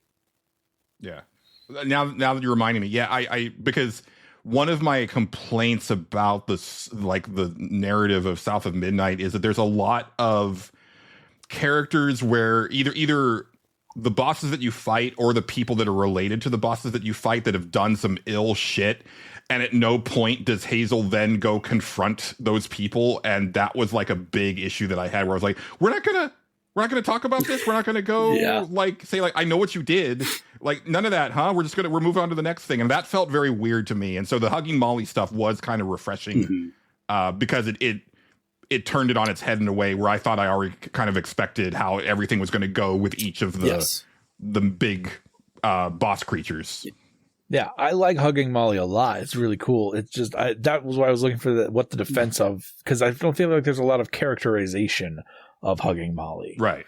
Like as a character. And I think the quote unquote journey that Hugging Molly goes on is what you expect, how you perceive her, to actually seeing what she is much more of the journey versus herself. Sure. Fun. So we're cutting her, or were you going with something else? 60. I'm not. Yeah, did we land on we shouldn't cut her? So or? I'm not going to push back hard on her. I have many other people that I'm going to fight for. Okay. I do think Hugging Molly is an interesting character and a highlight of that game. Well, there you go. Yeah, absolutely. Okay. So yeah, and that's the reason. That's one of the reasons I like to do it this way is that we do get to like everybody kind of gets their due, even if they're not going to make it to the toppy top. Alrighty, over to me. I'm going to cut Pinky from Promise Mascot Agency. Okay, thank God. I love Pinky to death. I know there's no way that I'm getting her anywhere close to the top of this list, and I'm fine with that. Okay. Oh. I just think she's a delight. I love she's such a dumb character. Like it's so the thing with Promise Mascot Agency is it's all you're dealing with all of these really weird cast off mascots that represent weird things, right? Because that's the thing in Japan is that they'll make mascots for everything. But these are even the mascots that don't make sense in that context. And she's a severed Pinky because like she's tangentially related to the Yakuza, and that's where you cut the pinkies off. And her father is also a severed Pinky. You see him at the very in the first cutscene of the game, and I was like, I am so into this. Right. This is so stupid. And the fact that she's like this very cute character that's also like very bloodthirsty. Like the first conversation that she has with the main character is like, yeah, I'm totally cool with burying bodies. I think it would actually be a fun bonding experience for us. Like, I just love her, but I know that she's not going to get any traction, and I'm fine letting her go this early. But Promise Mascot's so fun. It is. And I don't completely hate Pinky. I just am definitely not as high on them as you were. That game it's on my list for sure. It's one of the maybe 10 games that I finished this year. So it gets in by default. But like I did overall like that game. But yeah, like I especially on this list, like I can easily point to, like I can almost throw a dart and find 3 other characters that I like way more than Pinky. So yeah, there's even 3 other characters that I've nominated that I would fight way harder for than Pinky. So there you go. So that means it's back around to you, Justin. Okay, let me press backspace on them. I'm just deleting things. This is fun. Because I don't know how to use Microsoft Word because I'm a blue collar man, as they say. Okay, I'm gonna go after a different thing here. What go after? Okay, Julian, I have to ask. I know recent things that these guys don't know about your feelings on Death Stranding 2. Yes, and I know Higgs is nominated here. Yes. How strongly are you feeling about Higgs on this list? I feel fairly strongly because I do think that he is a shining bright spot in utter garbage. Yeah, sure. And he is like an incredible villain, and I think Troy Baker fucking kills it in this game in a way that he didn't in the first game. Like I thought Higgs was good in Death Stranding 1. I think he's phenomenal in Death Stranding 2. Okay. But I feel stronger about other characters that I've nominated. I did kind of put him on there because I did want to talk about him. Sure, absolutely. It's kind of what I figured. Yeah, I know Troy Baker is kind of like he's a very successful voice actor that I think has fallen out of favor with like a lot of people, just like I think maybe because of his success or maybe because he is kind of like eccentric and stuff. I haven't really paid attention to him outside of. He's a little odd, I guess. I don't really pay attention either. So yeah, I love Troy Baker. Well, there you go. Yeah, and I think he's incredible in this. He is probably the best written character in the game. Sure, with the exception of the fact that every time that you encounter him, he basically tells you the same thing. And we talked about on the episode the episode that they have not heard yet, but you will have heard by the time this comes out. Time is weird. It is. But that's kind of a weird thing that I know like a lot of Japanese writers in general do, which is like we got to make sure that the audience understands what's going on because it could have been many hours since the last time you saw this character. I totally get that. It does get kind of repetitive when he's like, well, I can't kill you for good because you're a repatriate. You'll just come back. And it's like, got that. Don't need to hear it again, but here we are. But the fact that his whole thing is like, I hate you so much that I came back from the dead, and the only reason that I'm here is to make your life as miserable as possible. That's fun. And the stuff that he does to you, like there's a part where he comes up with some sort of fire that he coats Sam with, and he's like, you can't get this off. You're just going to burn to death and then come back to life, and you're going to spring into flames again and burn to death again. And this is going to be like the rest of your existence. And he's just sitting there playing his guitar as you come back and you're writhing in pain. It's a really good bad guy moment. Okay. I do love a hater. Yeah. But I feel way stronger about a lot of other characters that I nominated. All right. So I'm good letting him go. I've said my piece about him. He's probably the only good thing from that game now that after all said and done. Sure. So goodbye, Higgs. Yes. It's the only thing that makes me think that Kojima's not an entire hack. Well, there you go. The turn on Kojima has been wild to watch. Oh, for me, man. specifically. Yeah. I've got wait until this week's episode.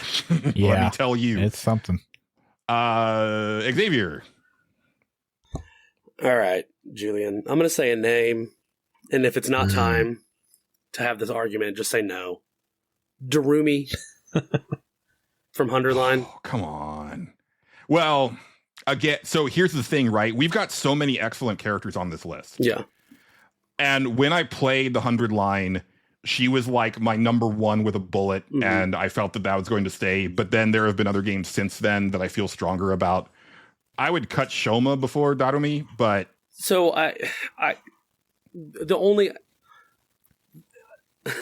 the Harley Quinn Jinx kind of archetype, which I know is not all of what she is, but is kind she's of that one. Okay, what I she remember presents herself as to begin with.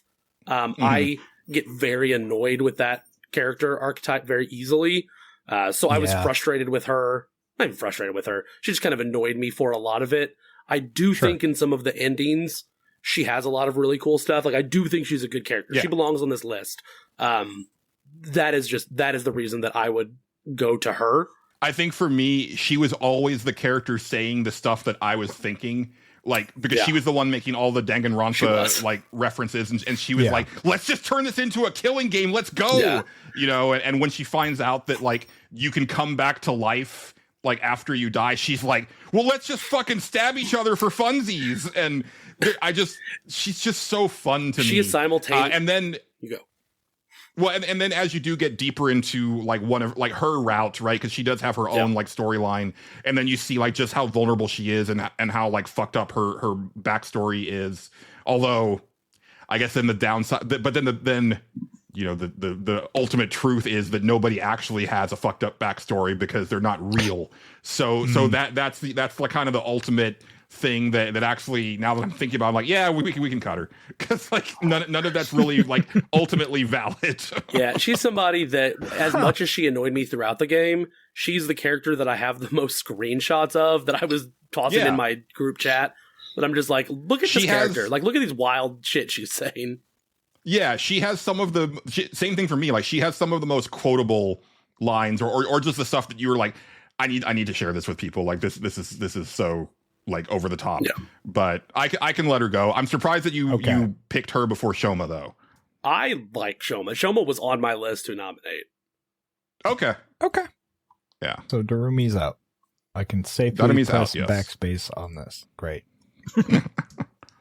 All right. 60, back over to you. Justin. Yeah, what's up? I have not played Wonderstop. Okay. If I had to flip a coin to pick one of those characters, I still wouldn't know which one to pick. All right. Well, if you wanted me to cut one, help me out here. I would probably pick Alta. Okay. She's the main character. She is kind of cool. I like Alta. She has she's a fighter who stops being good at fighting, and she was the best, and now she's not the best, and she has no fucking idea what to do about that. And basically now she is stuck serving tea because she needs to fucking chill the fuck out.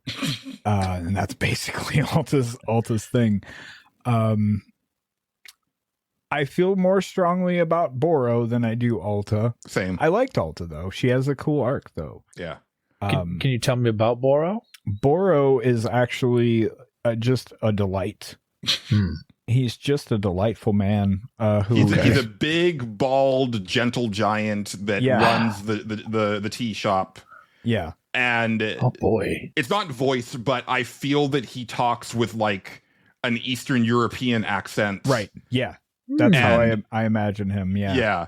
But like very soft and slightly broken English. But the thing that's so great about him is that he's just like, just let it go, man. Like, maybe just sit down and have a cup of tea. Yeah, he's just constantly like, just chill out. It's cool. Yeah, and the nice thing is that as Alta, you can decide like how much you want to buck against that. Like you can be like, no, I need to get the fuck out of here. Like I need to pick up my sword again. And he's like, you probably do, and you probably will. But for now, like, let's just enjoy the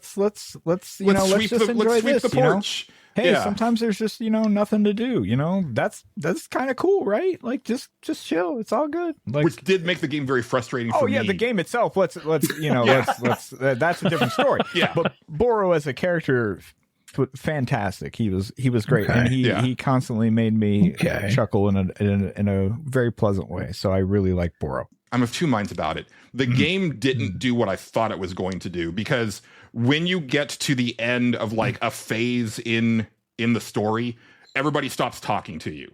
Yeah. Like you go and talk to them and it's just ellipses, and basically you can't hear them, and they don't have anything to say to you anymore, except for Boro.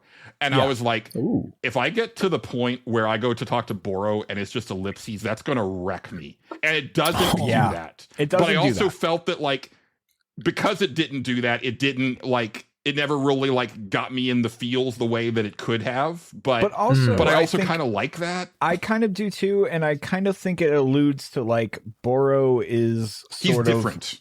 He's different, and he is part of this like this forest enchantment thing that's going on there, right? Like it's him and Granny that are the ones that are like apart from everything. Yeah, they know what's going on. They are fully part of it, and it is this forest that is here to, help you or hurt you, whatever it's doing. It's part of your journey, and they're here to facilitate whatever the hell you need. So yeah.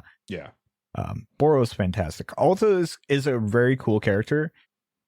I liked her a lot, but on this list, I very much feel much stronger about Boro. So yeah. I don't know that Boro ultimately makes it to the top 3, but I could see him making it into like the top 5 or 6. Sure. And maybe even squeezing into the top 3, depending on how things go. I'm not ready to cut Boro just yet, but Alta I am perfectly comfortable with. So, all right, I'll nominate Alta then. Okay. Sounds good. We'll cut them. I can press backspace on Alta. I believe in you. Yeah, I did it. Good job, Justin. See? Okay. Okay.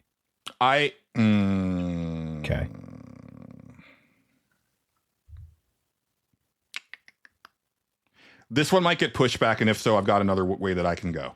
Okay. I nominate Swan from Lost Records Bloom and Rage. That's fine. Swan reminds me of me so much that I kind of hate her. Because I hate myself. Man, now I kind of want to push back, but I don't even know who this character is. I didn't play this. She's the main character of Lost Records Bloom and Rage. So if you've seen any screenshots, she's the redhead kind of, slightly chubby one that's really into filmmaking. And she's very awkward. She's very sheltered. You can tell that she's been a very good girl her whole life and would never rebel. But then she meets some girls that kind of help her to rebel, and I'm very jealous of that. It was too much for me. It really ripped me up inside, and it's like, I don't like seeing that mirror put up to myself, so I'd like to not have her make it to the end of this journey. Ooh, I like her tattoos. Oh, excellent tattoos. Yeah. The older Swan, excellent tattoos. Yeah, and the the acne when they're teenagers and stuff is like just incredible, and good voice actress as well.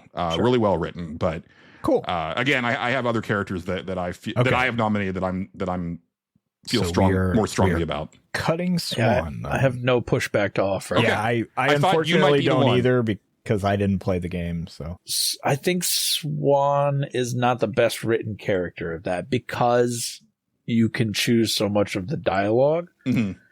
that you can choose things that go completely counter to the way the character will then act in a cutscene. Sure. And it really didn't vibe for me Right. That makes sense. because I am not like Swan. So I was picking all of the like really rebellious stuff. right. And then she would be much more timid in a cutscene. And I was like, this is not. That's always This is not the that's Swan always I've been kind of playing. the hard part of like nominating like a main character that you can swap their dialogue out on here, Right. because Yeah. like it's kind of all in how you play them, you know. Yeah. Same thing with Ulta that we just cut, right? Right, exactly. Because there's different flavors of that Exactly. character. Exactly. Yeah. So yeah. Okay. So Swan's being cut. Got it. Yeah. Yeah, we'll do one more round and then we will take our break. So Justin, back around to you. Cool. I'll fall on my own sword here. That's fine, because I can't believe nobody's called me out on who the fuck is Blinker from Blippo Plus. Oh no, that was who I was like going to Blippo pick Plus. this round. No, because Blippo Plus looks so cool. It's so neat. It's barely a video game. Blinker's just kind of fun. Blinker is an AI that just has their own little show, and they just say fucking nonsense the entire time, and it's fucking great. But like their arc is like they're just this AI that is in a box just saying weird shit. It's very, very trippy, and then all of a sudden like they start to become aware that people are going to cut the power to Blinker. And Blinker's not okay with it. Blinker talks in the third person a lot, and it becomes like its own thing where people are starting to be like, "No, free Blinker. Blinker should be allowed to do their own thing," and stuff like that. It's a neat little arc. A lot of the shows have neat little arcs to them. I really do like them. The Quizzard, man, the Quizzard was my favorite show on there. But the Quizzard's not really a character. That's a fun game. More about that at another category. Probably won't even make that top 10, but that's fine. Because again, it's barely a video game. Right. I get it. But Blinker's fun. I really enjoyed Blinker for what they were. They're kind of like the one person that I would be like, yeah, no, that's a character in the overall story here that I find fascinating. There are other characters, but like Blinker was fun. So yeah, but we can cut Blinker. Blinker can go. Okay. You're really selling me on Blinker. You're really selling me on Blinker. You should play that game. It's I mean, really, you know, you're not really playing it. You're just channel surfing. So you just, you know, watch a channel until it starts to repeat, and there you go. That's I love weird barely games. I love weird barely games. Then let me tell you, Blippo Plus is definitely for you, brother. All right, Xavier. Well, since you took Blinker, I think I will follow suit and fall on one of my own that I just don't think is going to ultimately make it.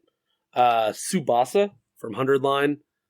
I do really like the character, but I think I like the character's utility in the game a lot more than I like the character itself. She Same. is There you cool. I go. think she's got some interesting stuff to say. A couple of her endings are pretty interesting. But man, she is just like, she was my go-to unit for all, you know, however many hours I put into that game. She basically, so all the characters in this game get kind of like some kind of a weapon or a persona kind of projection of something, and hers is this like energy car thing that she has, so she can move. It's like an off-roader. Yeah, she can move like across the entire field in a move and just obliterate anything, and then you start to be able to, she moves, she kills a group of people, she moves to the other side of the map, kills another group of people, to where I would have whole rounds that was just her going to all sides of the school, doing, you know, 75% of the kills for the entire map. But yeah, I just, looking at the list of everybody that's left, most people left, I'm like, oh man, somebody's going to really fight hard for this person. I just don't think she's not somebody I'm willing to fight that hard for. Okay. Yeah, and I think as far as her character, she's kind of a one joke pony. It's like right, she throws up a lot, and it's like okay, like that's like literally like every time that you talk to her. She has really bad anxiety and throws up because of it. All right, well let's move on. All right, yeah. Yeah. Okay. All right, back over to 60. I think it's your turn, Julian. Fabian? Oh no, that's not gonna happen. Absolutely not. You better step the fuck off of that. Yeah. Okay. Sir, just right now. Back off of that. There might be a time. I mean, we will definitely talk about Fabian at a certain point, but now is not the time. Now is not the time. No. Which one is Fabian? Fabian is the detective that lives in your character's head. Oh, never mind. Yeah. I don't want to lose that. Okay. Yeah. I don't want to They're lose that. I phenomenal. haven't even played the game. I've just heard you talk about it. They're great. Tell me about Gwyn. So yeah, tell them about Gwyn. The two people that like this game. Gwyn is really the only character in Dark Deity 2 that has like a really strong arc because she is the main character. She's the daughter of the main character from the first game, and I do really appreciate. Like, I didn't play the first game, but I have looked back at it since I've been playing, and I actually have bought it since. I haven't touched it yet, but I appreciate RPGs that allow time to move on and characters to get older and then have children that then become the focus of the story, and I think that's very cool. The thing that I really like about Gwyn through the storyline is that and it takes a long time to get there, and it's why I was telling Justin, like, as I was playing it, that like the story didn't do much for me until kind of the back like quarter of it, because I was expecting it to go in a couple other directions, because like there's one of the main characters is like her adopted brother, and it's like, okay, so you've got like the darkness in you, and you are going to turn into the big bad of this game. And it's like, no, you're not. And actually, we're not even really going to address that you have the darkness in you when all's said and done. That's weird. Are you talking about the elf kid? Yeah. That is just an arc that just goes nowhere. Yeah, and it's kind of weird. So kind of terrible. This is mostly unrelated to this, but I've talked to the creative the guy that runs the TikTok that is like the face of it and did a lot of the character designs. And I believe a lot of that he had when he made the game had ideas for kind of 3 games that go across a longer period of time. And I so they're do setting up think a third. that is seeding into the third one, but Okay. All right. And so I wish that they had seeded it a little bit stronger, because they kind of drop it towards the very end of the game. It feels very unresolved. Yes. Yeah. And then like when you end the game, like they even have like, this is what they did afterwards. And it's like, okay, we're just not going to mention anything about any of that. That's weird. He went to school, like he went back to like a school or something like that, and it's like, okay, and he furthered his study, and it's like, okay, that's weird. But anyway, getting back to Gwyn. So ultimately what the game ends up being about is the crushing weight of expectation of, growing up in the shadow of like a hero who saved the world and who is also like one of the de facto rulers of the land, and all of this like expectation being thrust upon you and having to rise to the occasion, but being crushed by it over time. And I think that actually works really well. I really enjoyed her story, but it takes a long time for that to really come to the forefront. And again, there are characters on this list that I think are way stronger than Gwyn. I think so too. And I'm not the big Dark Deity guy, obviously. I think it's a competent video game. I just found her boring. Competent video game. It's like, it's a competent video game. Damn by faint praise. Yeah. I just found her kind of boring. She has a great voice actress, though. I will give her that. Voice acting across the board in that game is great. I think her especially. She really stood out because like some of those like rousing speeches that she gives us are really good. Yeah. I will give them that. But overall, I just was like, yeah, they're just the protagonists of a video game. They have. I will grant them that they, went a little bit different route. So what you're saying with the expectations and stuff like that, I do like that she's like constantly kind of paranoid and not thinking she's living up to it and all that stuff. That is kind of a neat little arc for something like that. But yeah, I don't feel very strongly about Gwen at all, as I don't feel strongly about anybody in that game. Yeah, I like her, but looking at the characters on this list, there's just no way that she makes it all the way to the end. But over my dead body, she makes it to the end. Julian, I need you to fight for this game a little bit next week or the next episode. It's going to be an interesting final week because the games that I feel strongly about, I'm kind of just like, I just kind of want to get them on the list. Yeah. No, me too. And then that, like, I'm not going to fight much harder than that because my list is so wild compared to most other people. Yeah. Just the 4 people that are on the final panel that, thinking about what their lists are, feel like they could be 4 entirely different 10 games from this year. Yeah, absolutely. So I'm excited to listen to that episode because I have no idea what's going to come out on top. Yeah. I feel like this is the year there's maybe a chance that like a bunch of my personal top 10 might be on the list because it's just such a weird year. It's been a year. This was the year of like the 6s and 7s for me as far as like, these very flawed gems that I really loved. And then the stuff that was like way more polished. I was like, yeah, I enjoyed that, but it didn't hit me as hard as some of these others that nobody else played or just a couple people played. Sure. All right. So that was 60 cutting Gwen, right? Yeah. Gwen. Yeah. Okay. So it's my last cut, and then we will take a break. Sure. This is the last one of my nominations that I am going to personally cut because now we are getting into the ones that I'm going to fucking fight for. Okay, great. I'm going to cut Shoma from the 100 line Last Defense Academy. But I need to talk about Shoma. Okay. Because he is a very cool, unique character that I've never really quite seen in a game before. He's this short, overweight, self-described waste of space. He has negative confidence. And he's just like he'll be like, I don't want to like come into the cafeteria because I don't want to ruin everybody's meal by breathing the same air as the people here. So I'm going to wait until everybody else leaves and then I will go eat by myself. He's like, I have no interests. I have no hobbies. I'm stupid. Nobody loves me. I don't love me and all of this shit.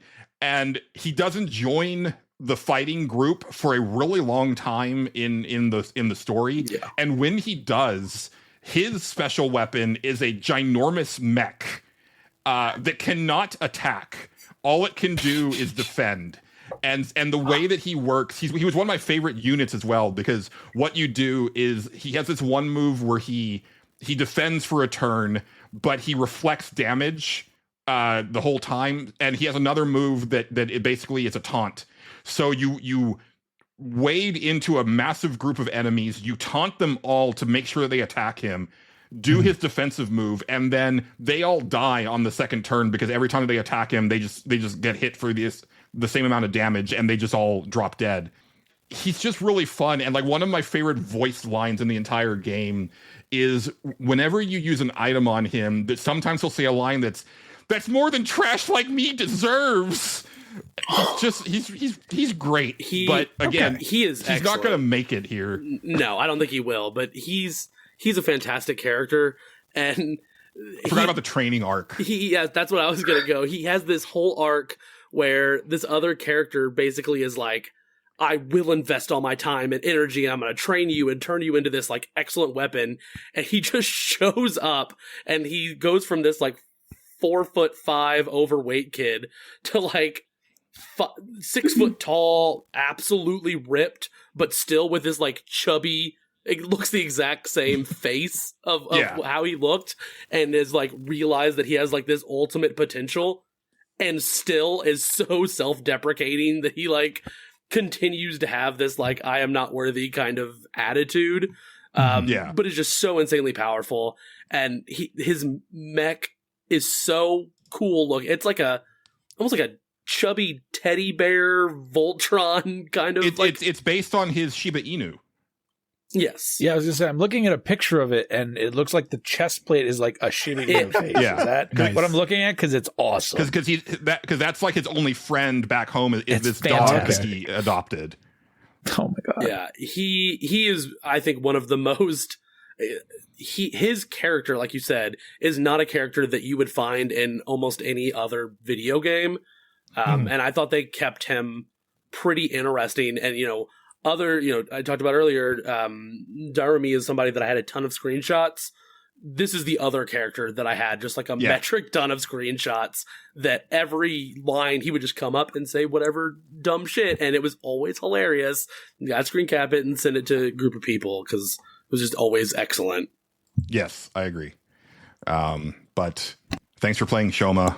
Okay. We appreciate you. I will hit backspace on Shoma. Yes.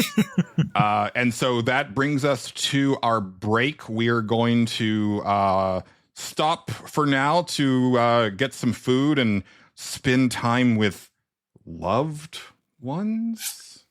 Well, I mean, it's like 10 o'clock at night here. My loved ones are asleep, so. Oh, okay. Well, I don't know where you're going here, but, God bless. yeah. Mine's playing porn games over my shoulder, so My, On brand. fun. my wife came home at some point and wandered off. Yeah.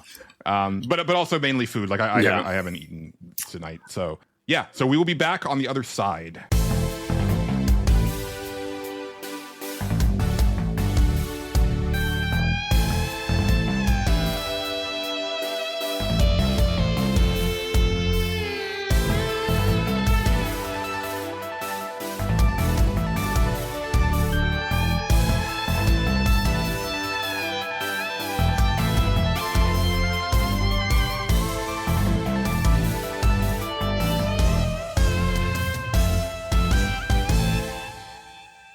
All right, folks, and we're back. We have refueled. We have stepped away. We have collected our thoughts. Justin, What? let's talk about the McRib. Have I talked to you about the McRib? Oh, I was getting nervous. because- I was like, why am I being targeted? I don't like this. Because the McRib is back in my area. You talked to me about it. And You had mentioned Have it. I? Yeah, you mentioned it. I think on the main show. I think you did. You this have bit brought it already. up. Yeah. I have heard it. no, I yeah, heard about it. that's the bit. Okay.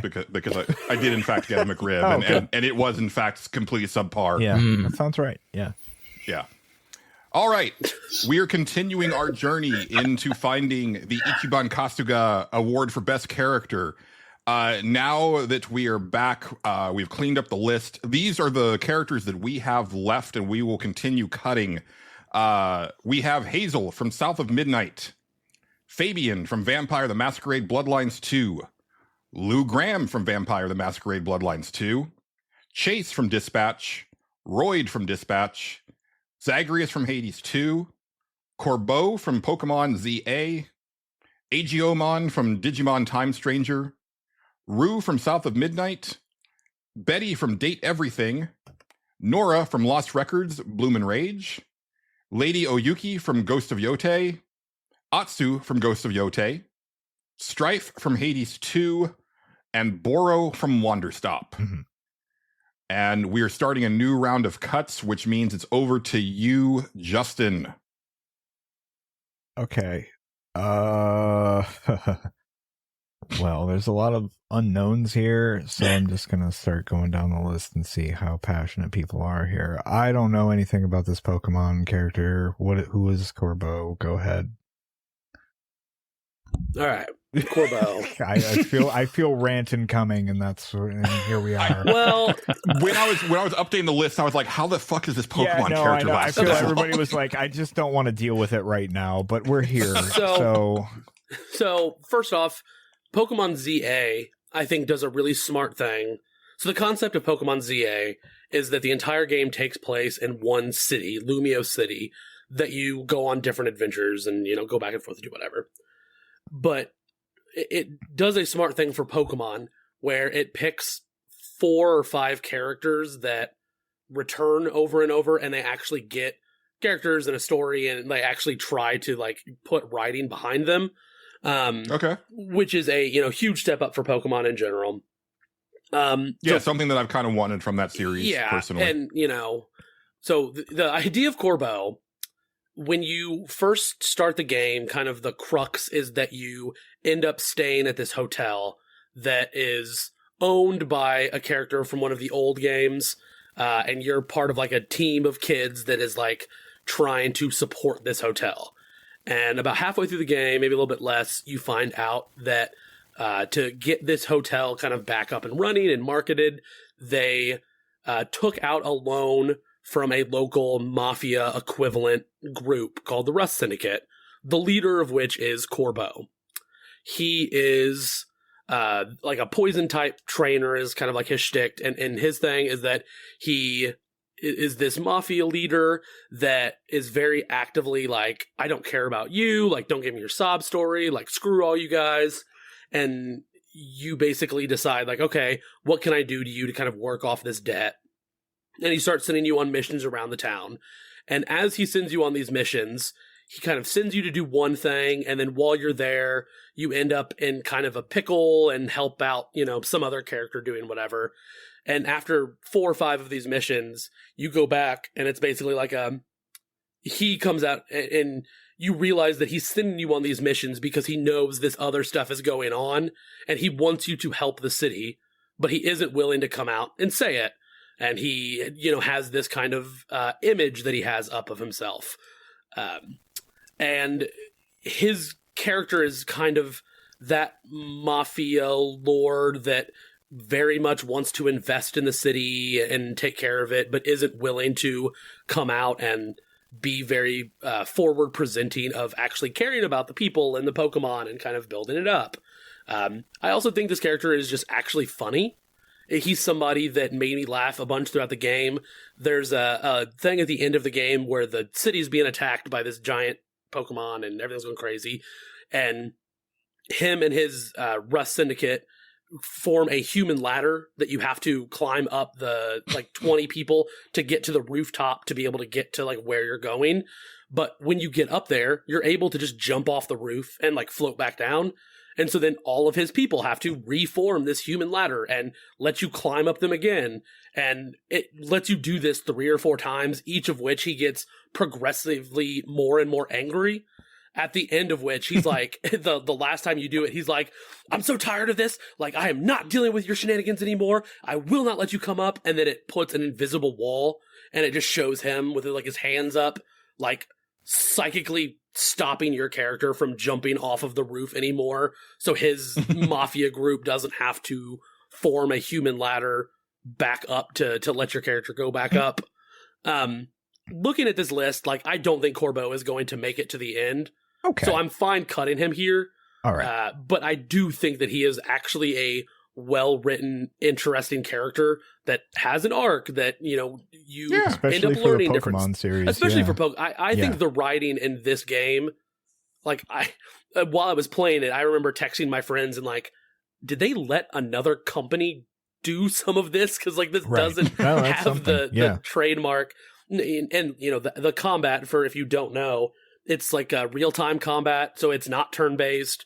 You actually move the Pokemon around, and the moves have, like, cooldowns, basically, so you can kind of cycle through their moves. It just feels like a very different Pokemon game. Okay. Do you happen to know if the Treehouse was involved with the writing or localization? I have no idea if they were. Okay. That would make sense. Game Freak has a thing where they make it a little bit difficult to kind of dig into what, like, who is actually writing or, like, anything that's kind of going on behind the scenes. They have this, and Nintendo also tends to. And then Nintendo is the wall before Game Freak, before whatever. Okay. Well, Xavier, it's over to you then. Oh man. Yeah. It is getting tough. Yeah, now. Everybody that's left, I feel like somebody's gonna pull a knife out for. So I haven't played a ton of Vampire the Masquerade. Lou Graham, so I know Fabian already, and I've heard you guys talk about him. So that is not. I think that is a character that will go at least a lot further. Lou Graham, I don't recognize that name. Oh, Lou Graham's dope. Do you want to take it, Justin? I can, yeah. Lou Graham is a very powerful vampire lady. She kind of I don't know how to describe how she talks. Like her whole vibe is like she's like from 1920s elite. Yeah, that's like she's like she just got back from the jazz club and this whole thing. But like she's very, very powerful, very, very she was the prince of Seattle at one point, and along with another lady, and that lady died, and then she became, I guess, the Soul Prince, and then she kind of handed the power off to another guy who basically she brought up.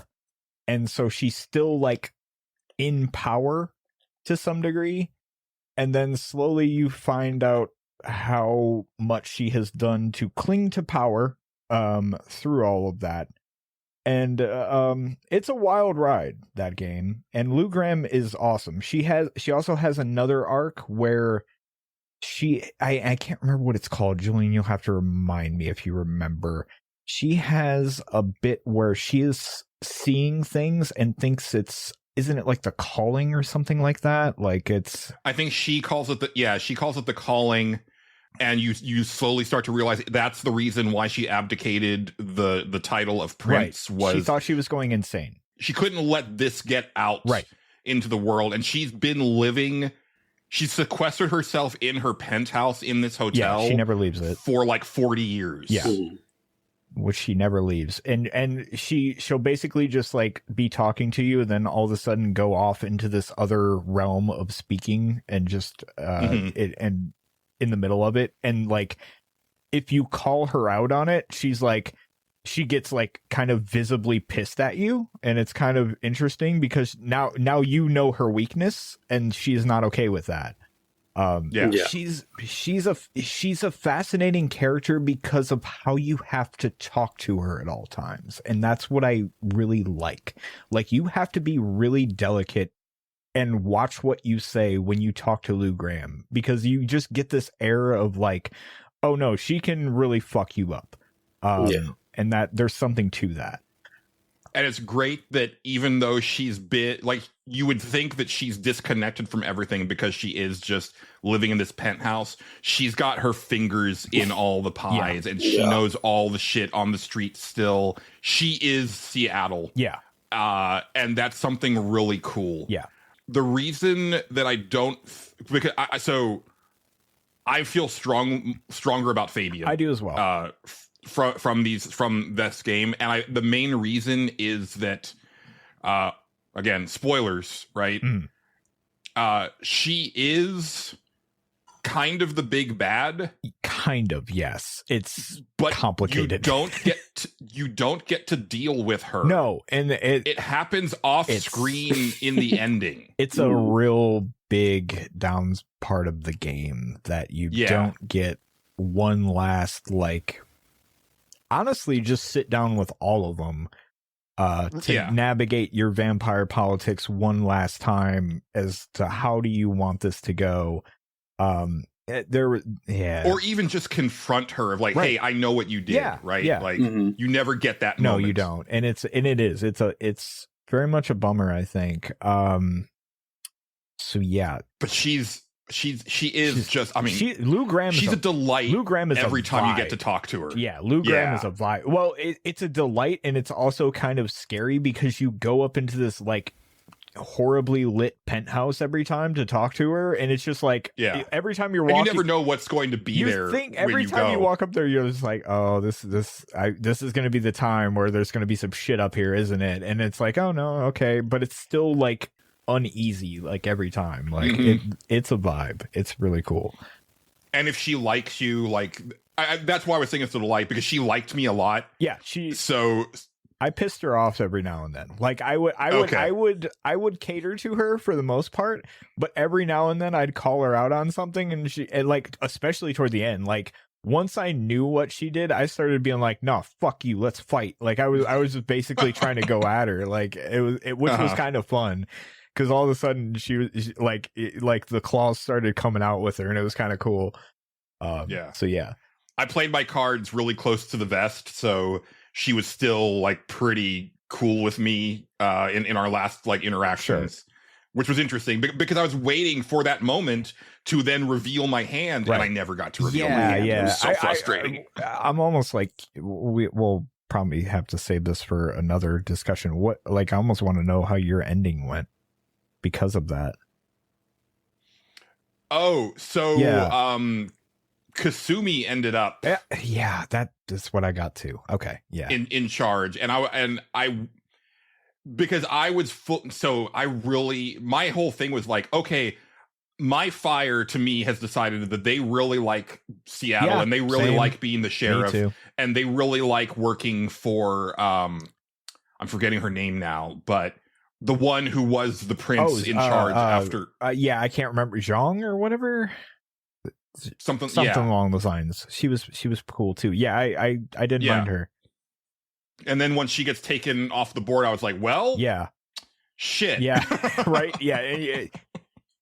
And this is a discussion for another time. The worst part about that is you can become the Prince of Seattle, but you have to make one very specific dialogue choice to do it, and it's kind of fucking stupid that it works that way. But yeah, Lou Graham's awesome. I fucking love Lou Graham. She is. Let me look here. I don't know if I want her to go yet. Yeah, let's. I agree. That's kind of where I'm leaning. I feel personally that there's like other characters on this list that I would cut before that. But that's me. May I offer up a like a sacrifice, Xavier? I am open to save Lou Graham. Yeah. Okay. Yeah. I will offer up Royd from Dispatch. I'm fine with that. So I just played Dispatch over the past like week or so. I finished it last night. I ended up really liking Royd a lot. I did too. But he's great. I never got over the fact I hated his introduction in the bathroom so much. Him trying to fist bump you in the toilet, and then like his whole thing at the end where he's like, "Yeah, I don't wash my hands when I leave the bathroom. I just like shake my pants." I'm like, "You disgust me. Get away from me. Like, don't touch my key." He would hand you stuff later on in the game, and every time I'm like, "This motherfucker has not washed his hands today." Right. Yeah. I really like Royd. I thought he was a total sweetheart, but at the same time, I don't know if he's like the most integral part of the. I mean, he's a very important role, and he's great, but like, it's tough. And of the Dispatch characters, I like Chase. I like Chase more. That's kind of exactly where I fall on that. Yeah.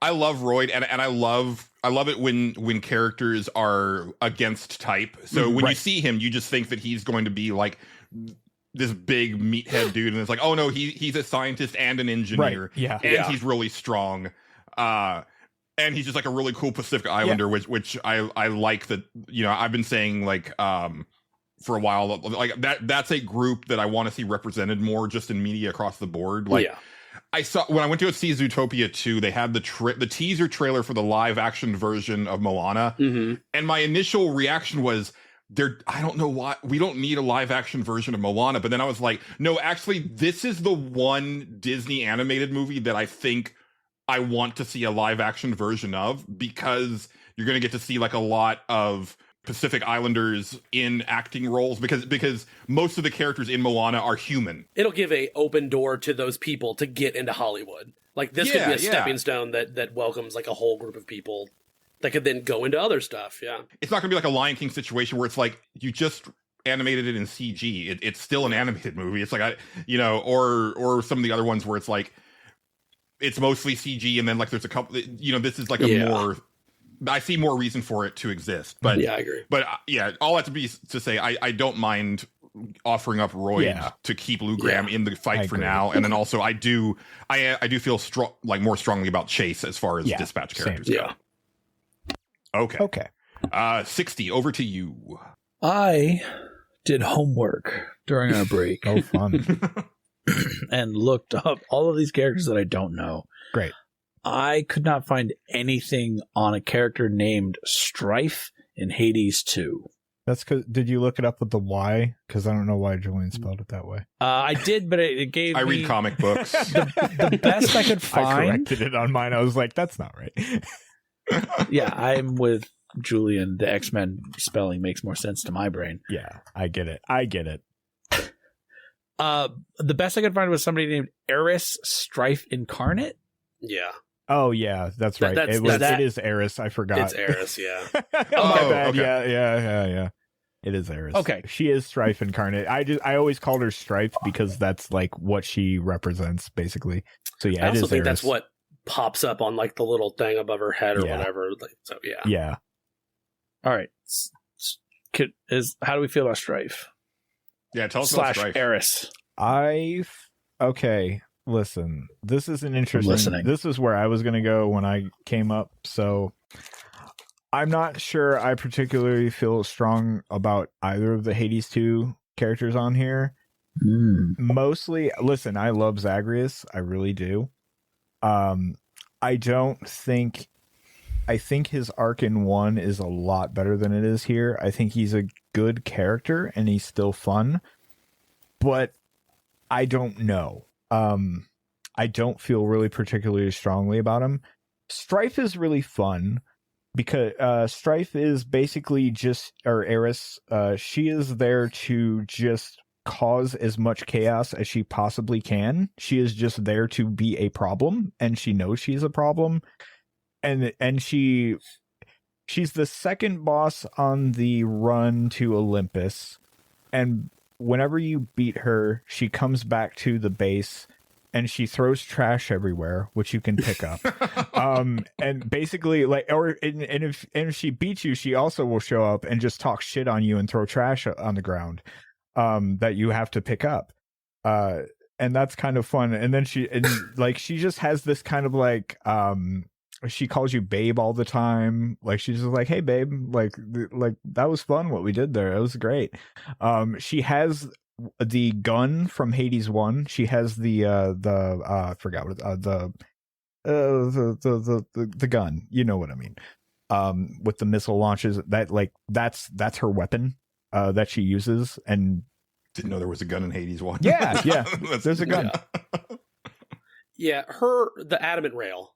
The adamant rail. Thank you, God. Yeah, her whole thing. That's a pretty good name for a gun. I'm not gonna lie. Yeah. Her kind of shtick in the game is that, at least at the beginning, is she believes that she would be better suited going on these runs and accomplishing what you are trying to accomplish. Right. And so, like, at the very beginning, she's very dismissive of you.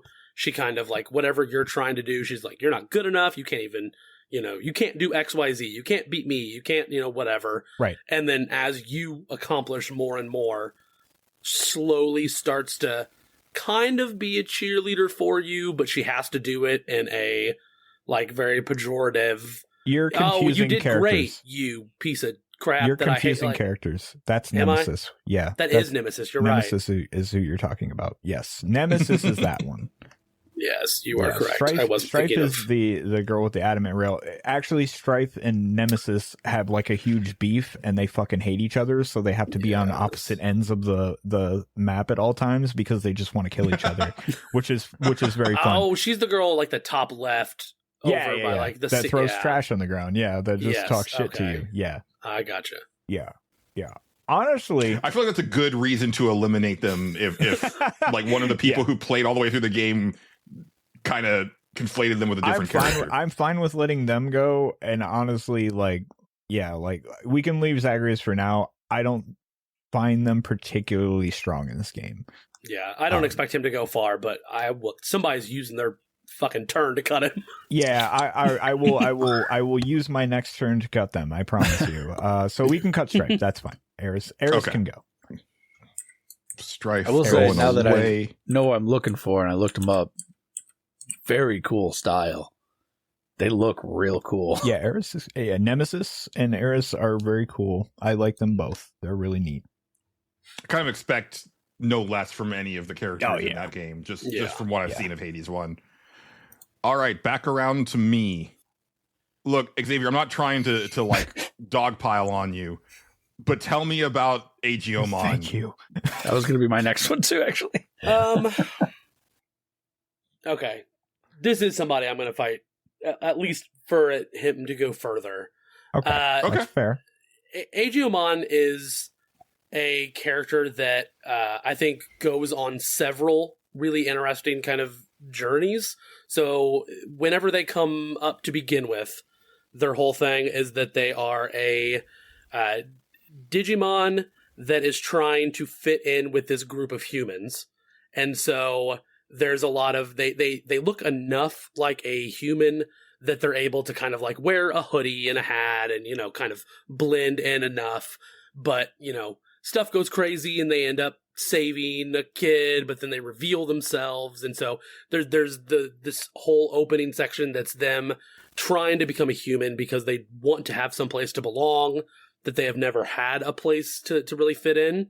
And then about halfway through the game, probably a little bit less than that, you end up going to the digital world.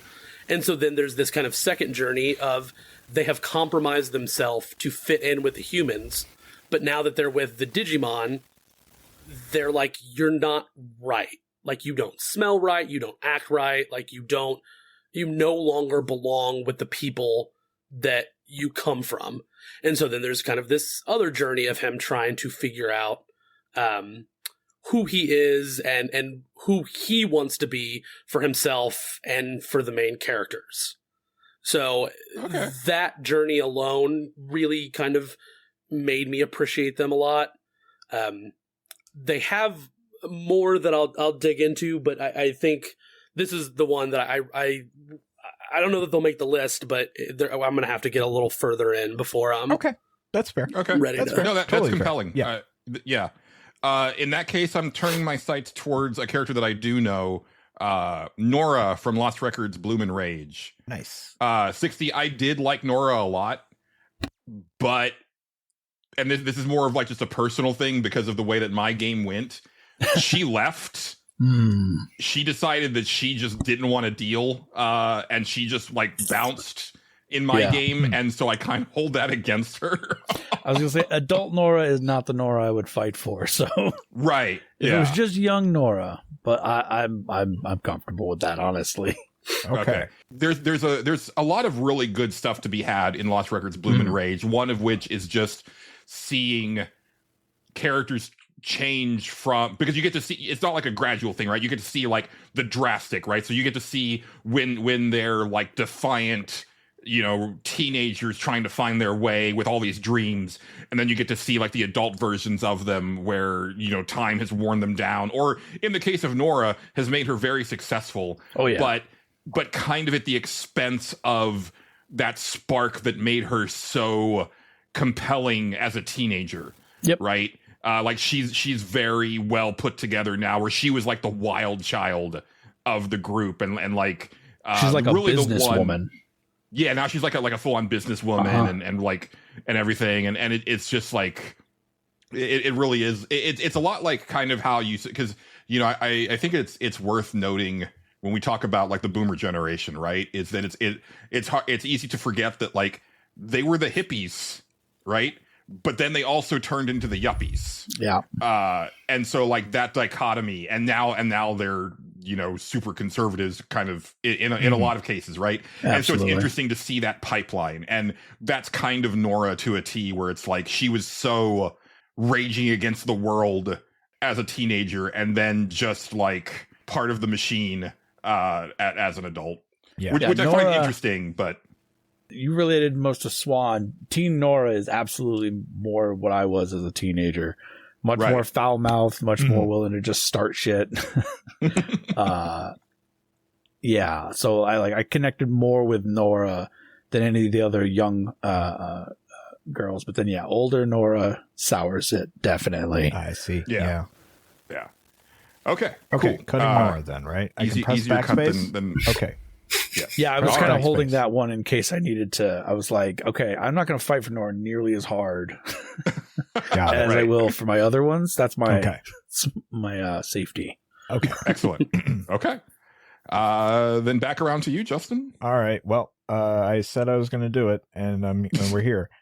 Yeah. Listen. If it was Hades 1, Those Hades 1, Xavier, I would be fighting tooth and nail to get Zagreus in the top 3 because I love Zagreus. I think he's good here. I don't think, like, he's the same character as 1, pretty much, and I like how they maintained that. I don't think he's, like, amazing here, though. And you don't really get... It's kind of just the nature of the game where you don't get, like, as much of him as you would normally. I don't know. So here's the thing. When Julian had originally sent out, here's kind of what the topics will be for this week, I thought it was best new character. So when I had originally compiled my list of characters, it was all characters that had not been in a game before. Yeah. When we hopped on the call earlier, he was like, he kind of went through the topics a little bit more in depth, and I realized we could have characters that came back.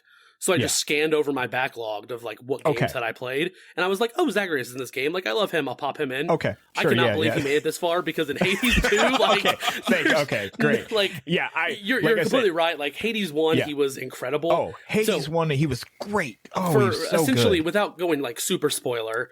Yeah. What happens in Hades 2 is when you complete a run at the beginning of the game, you go through time because like you're fighting Kronos. You go through this time stream and you see the past version of Zagreus who is looking in the mirror that he used to level up in the first game. Yeah. And you get to have a conversation with him knowing that this character never has like talked to her brother. Like he was kidnapped when she was a baby still.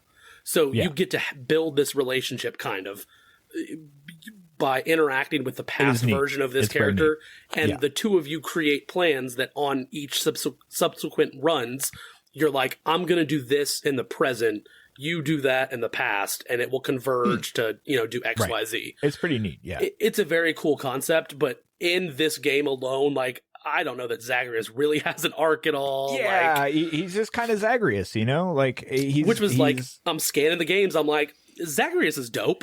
Yeah, he's a character. I love Zagreus. Don't get me wrong. Like, I wanted to make it very clear. Like, I fucking love Zagreus. I do, but like, he does not need to go any further. Yeah. Are you playing as him at all in Hades 2? Spoilers, he can be a hidden boss fight. You can actually fight against Zagreus, which is pretty cool. Yeah. So like they do some cool stuff with him, and like, I mean, he's still him, so he's a lot of fun, but Exactly. Yeah. Okay. Alrighty. Then Xavier. All right. So right now, with us getting this far down, I'm starting to look at what games have multiple characters. Sure. And realistically, we're probably only going to get one of them in. Yeah, absolutely. Yeah. So I looked at Vampire the Masquerade last time. I'm not going to mess with them yet again. I get it. South of Midnight has Hazel and Rue. Of those two characters, I would go Hazel. I love Hazel. I think she's a fantastic character. To be honest, I don't remember much of... Like, I remember who Rue is, but I don't remember much on their journey. Okay. 60, can you kind of remind me, like, what is Rue? Why does he belong this high, kind of? Rue is Kushima's, like, right-hand man. He's the one who sort of tricks people into coming into Kushima's little realm there to then feed them the nightmares and dreams and stuff. So that Kushima feels nice. He's the kind of affable evil character that I really enjoy. He's very friendly, but there's always like sinister undertones to everything he's got to say because he's ultimately trying to trick you into a never-ending time loop nightmare. He's got an amazing voice. He's Ahmed Best. Voiced by Ahmed Best. Jar Jar Binks. It's fantastic to see him have come so far. Yeah, Jar Jar Binks. But crucially, does not sound a thing like. That's good. That's very good. That character sounds phenomenal. Because Jar Jar Binks, like, you can still hear like Baby from Dinosaurs in that character, where Rue doesn't sound anything like what I've heard from Ahmed Best before. No, it's smooth and low, and it got that nice southern accent to it, and it's just real nice. And he also is ultimately the one who provides you the comeuppance for Bunny. By giving you the hairbrush to give to her so that she then goes into that nightmare realm. Bunny being the grandmother. Right. That is terrible. And that's fun. And he's just he's a nice evil person.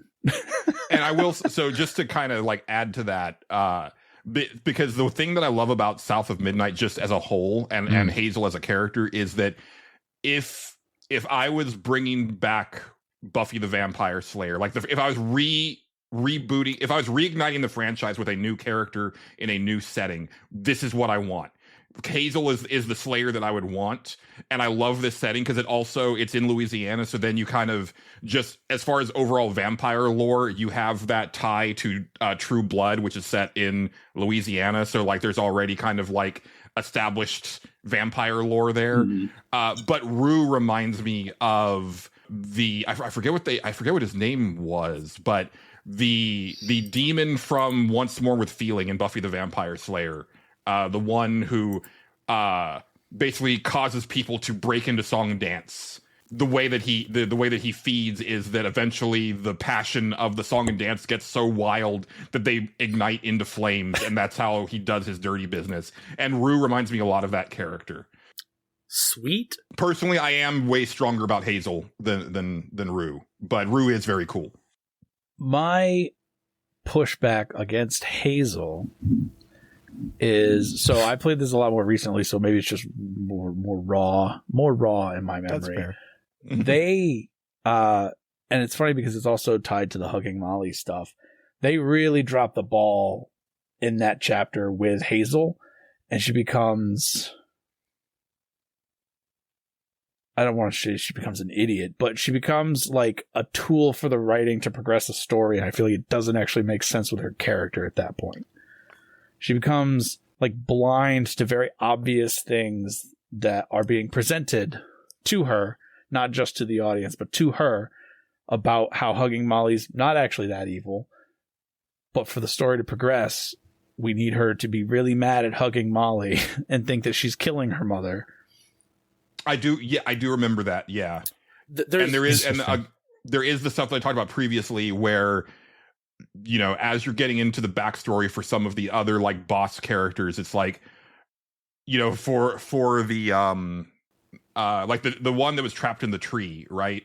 You find out that his brother did that to him, and you have talked to his brother, but then you never go back to confront the brother about it. Or the Dolly Parton type character who, you know, like murdered her her abusive dad. Her abusive dad, right? Which, I mean, fair, but you still never like confront her about it or anything like that. Even in the sense of like maybe trying to absolve some of that guilt over it or something like that. There's just never any like final beat to that, and maybe that's not fair to put that on Hazel as much as like the writers, but it very much does feel still bad. Reflects on the character. It's the character going through these stories from this, you know, culture, but they're not willing to dissect into the stories more than, you know, just kind of let you experience them. Like, it lets you go through the journey, but it doesn't let you then, like, once you've experienced it and you've solved it, you just move on to the next chapter. It never wants you to actually like go through and push back against kind of the story. And I don't know. I know at least one of them is based on like real folklore from this culture that are like actual published stories. So I don't know if it's like we don't want to introduce this, you know, these stories and then tear into them and like kind of tear them apart. But I don't know. Can I offer? I don't want to like jump the line or anything, but can I maybe like put a compromise in here? Because I don't know if I'm personally ready to cut either of them right now. But I do feel that we agree that, you know, we're probably only going to have like one character per game because it's just too good of a list. And we've already said our piece about Lou Graham, and again, the fact that you don't really get that final moment with her is souring, and so I think I wouldn't mind letting her go at this point. Yeah, I'm fine with that. Okay. As long as you guys are. Yeah, I'm fine with it. Yeah, because I can agree with it. Okay. I'm not like the most happy about it, but it's fine. I really want to fight for Fabian. That's fine. Yeah, no, I agree. If I'm gonna fight Yeah. for one of those characters, that'd be the one. So I agree. Yeah. Okay. All right. So back to 60. And we might be getting close to the point where we're no longer going around the room and we'll just kind of talk it out. We're getting there. This might be actually be the last round now that I think about it. With the same idea that one character per game, I looked up. Yeah, okay, it's my Lady turn. I get Oyuki it. All right. and Atsu. Listen. I really like Lady Oyuki. That's a cool character. That seems awesome. Yeah. Is Atsu as cool? All right. I really like both of them. And Okay. I knew this was going to come. So I'm just going to kind of have to spoil the entire game to tell, both of them. Okay. Lady Oyuki, I'll start with her. Lady Oyuki is this girl that you meet in the Snow Ninja level of, I'm just going to call it a level. It's the biome or whatever. You get to this inn, and she is the lady who plays the guitar looking thing. I forgot the name of it already because I'm terrible at names under pressure. But she plays that, and that's what she does. And she's just kind of this, humble lady who's just helping you do stuff and telling you like, oh, hey, you might want to look over here and all this other stuff. Eventually when you're there, you're trying to find and kill the kitsune. That's where they're at. They're a ninja person, and you can't let them live. It's a whole thing.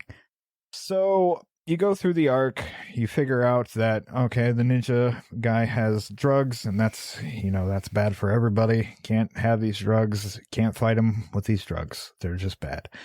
You go to confront him a second time, I think it is, and you're like, hey, Lady Oyuki, will you help me out? Cause just fire this bow at these people. And she's like, oh, I've only hit rabbits before. That's a whole thing.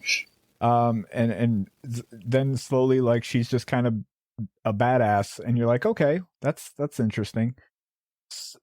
Then it kind of through devices comes out that actually Lady Oyuki was the kitsune from the night when Atsu's family was murdered. And there's now a new kitsune that she brought up, that she raised as a child, and that's who you're trying to kill. She is really upset about it, that she feels like a lot of remorse for that reason, for that thing. And she actually, you also learn that because of her, again, we're in massive spoiler territory. Yeah.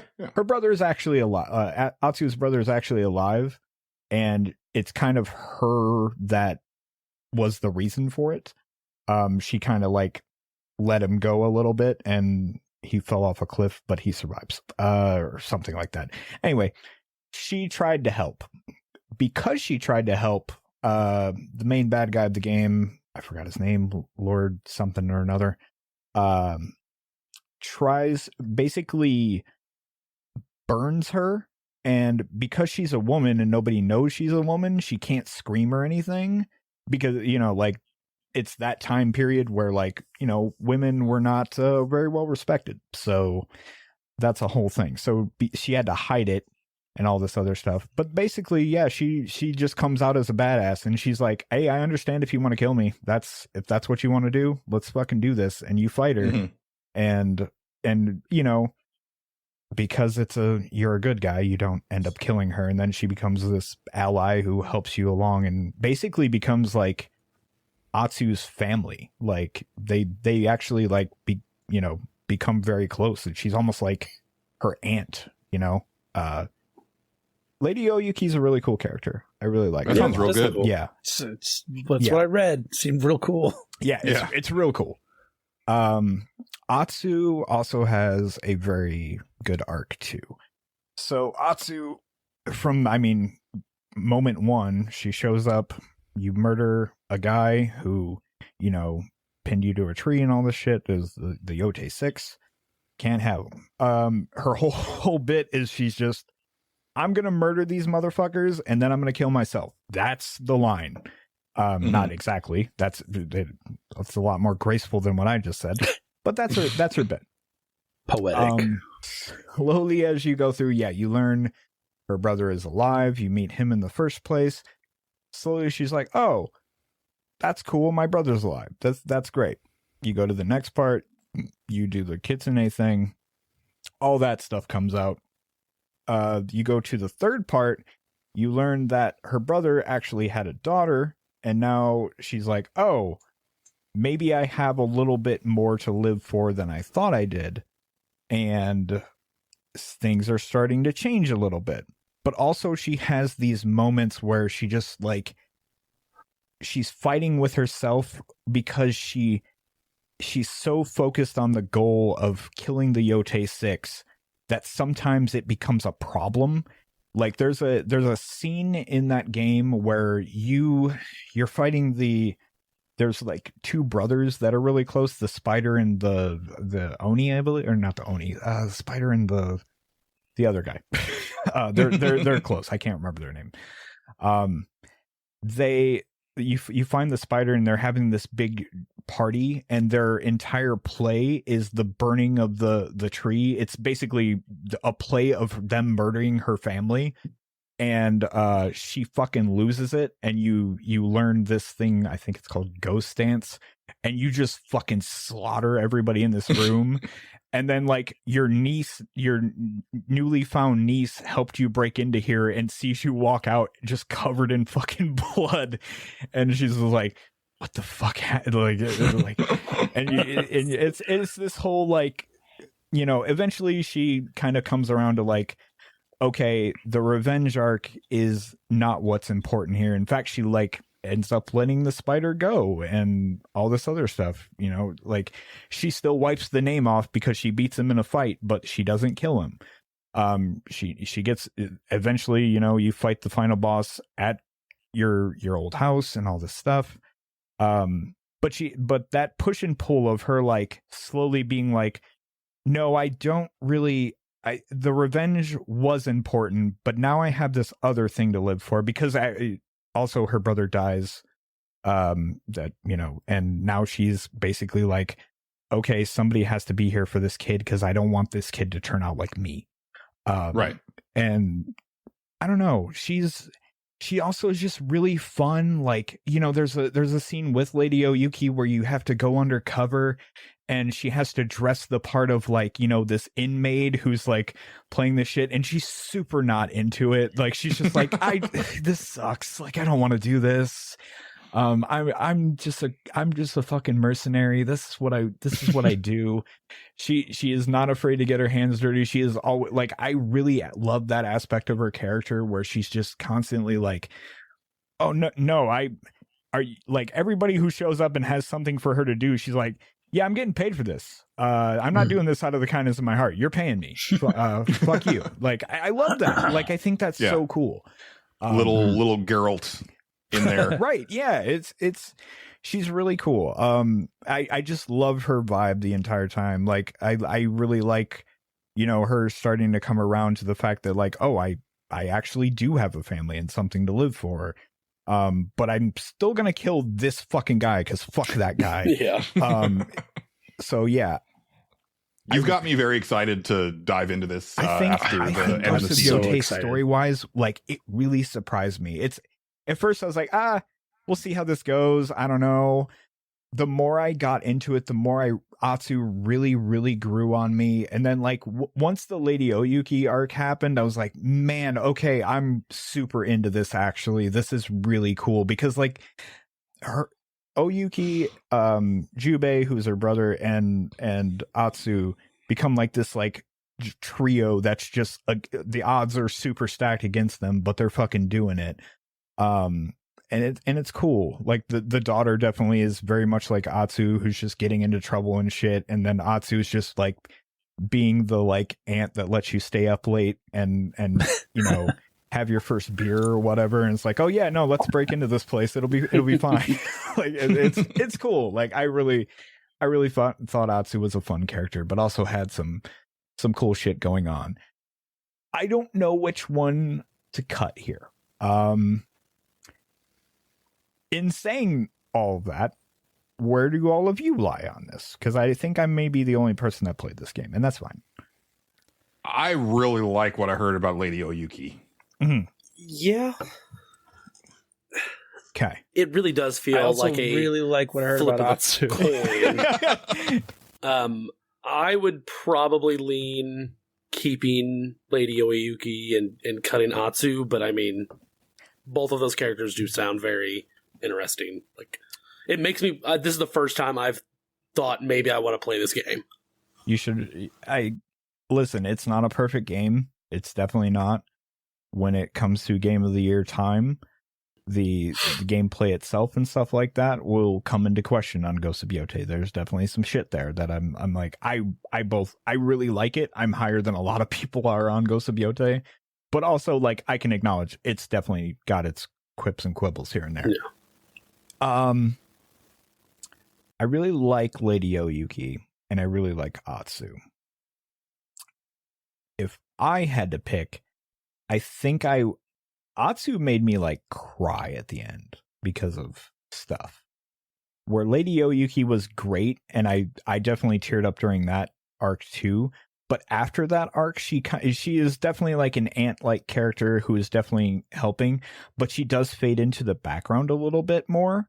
Okay. So she has an amazing arc and an amazing story, and she is very much like at the end she gets kidnapped and like her and Jubei both get kidnapped, and Natsu is like, no, I'm going and fucking getting them out of there. Like, it becomes a thing. Like, she doesn't care about the revenge. She just wants to save her newfound family. I don't know. I like Atsu. I can go either way, and Yeah, if I can 60's go either leaning way. towards Atsu, then I'm good. I'm good with that and keeping Atsu and leaving Oyuki. Yeah. The story like of having that like basically Death Seeker tendency, right? And she's doing what she's doing and then she's going to die. No future scene to like finding her family again, finding her reasons like that. I like that. Yeah. I like that a lot. I loved Atsu's arc. Like, and it's nothing you haven't seen before, but I just thought it was very well done. And like just her as a character, I just was constantly like having fun just hearing what she was going to say. And like, she had a gruffness to her that was just kind of perfect. I don't know. I really liked Atsu. So personally, I would cut Lady Oyuki. If that's the way we want to go. Well, sounds like it. Yeah. Okay. Mm. I love them. I love them both though. I really do. And back to me, final cut, and then we'll just kind of start talking about who's left and try to hash it out from there. Oh boy. We still have both characters from South of Midnight, right? Yeah. We do. Okay. And that's kind of what I was looking at. I came into this, like my druthers was for me personally, like going into it was Hazel and Fabian, and then like I was kind of whatever for whoever's left. Yeah. But I think 60 might have sold me on Rue. Okay. Interesting. That is interesting. I'll take it, but it's interesting.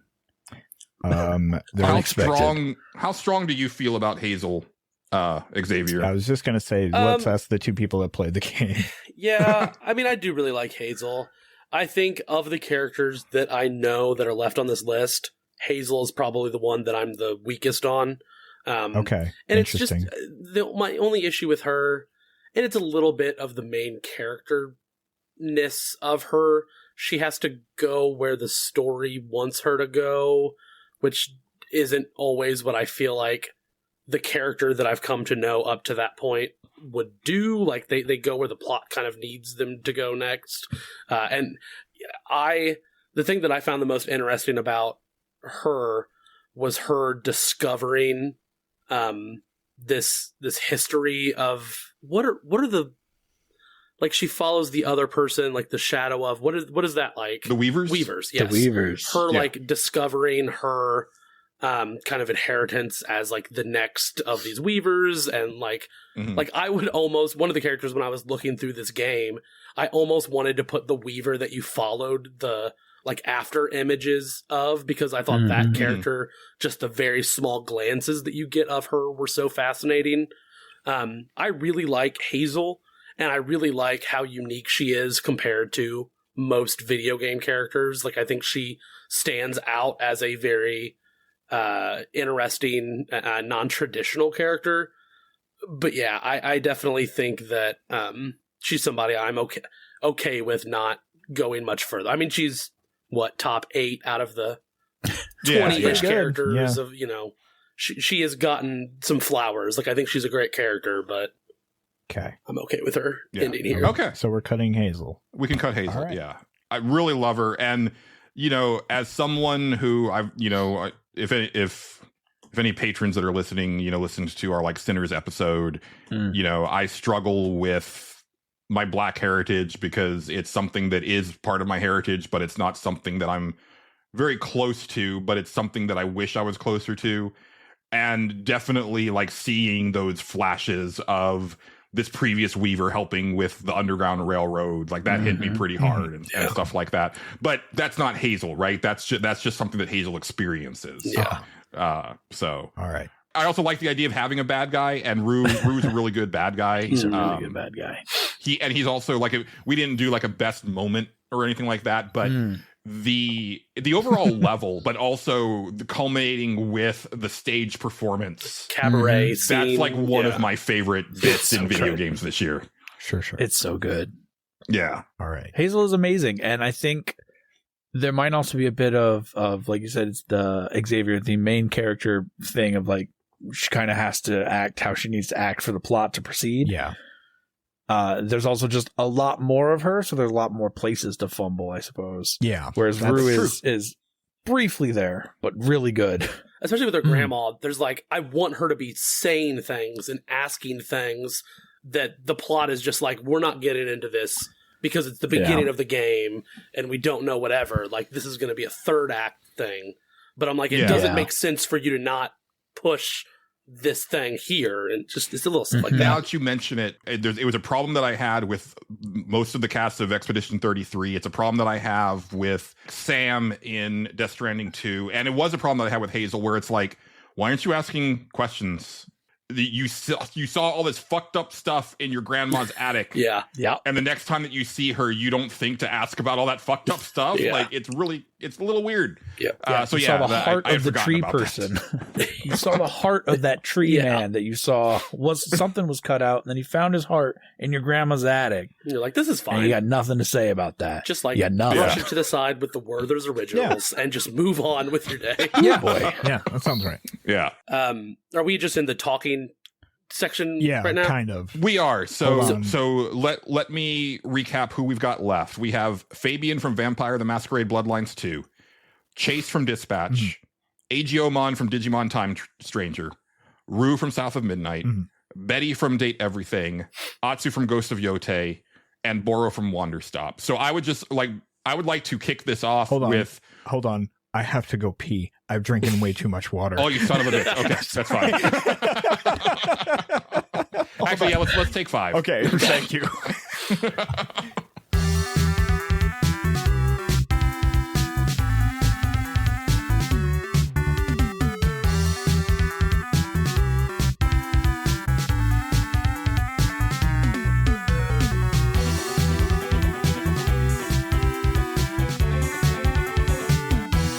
We're in the final stretch of this category, and so who we have left is Fabian from Vampire the Masquerade Bloodlines 2.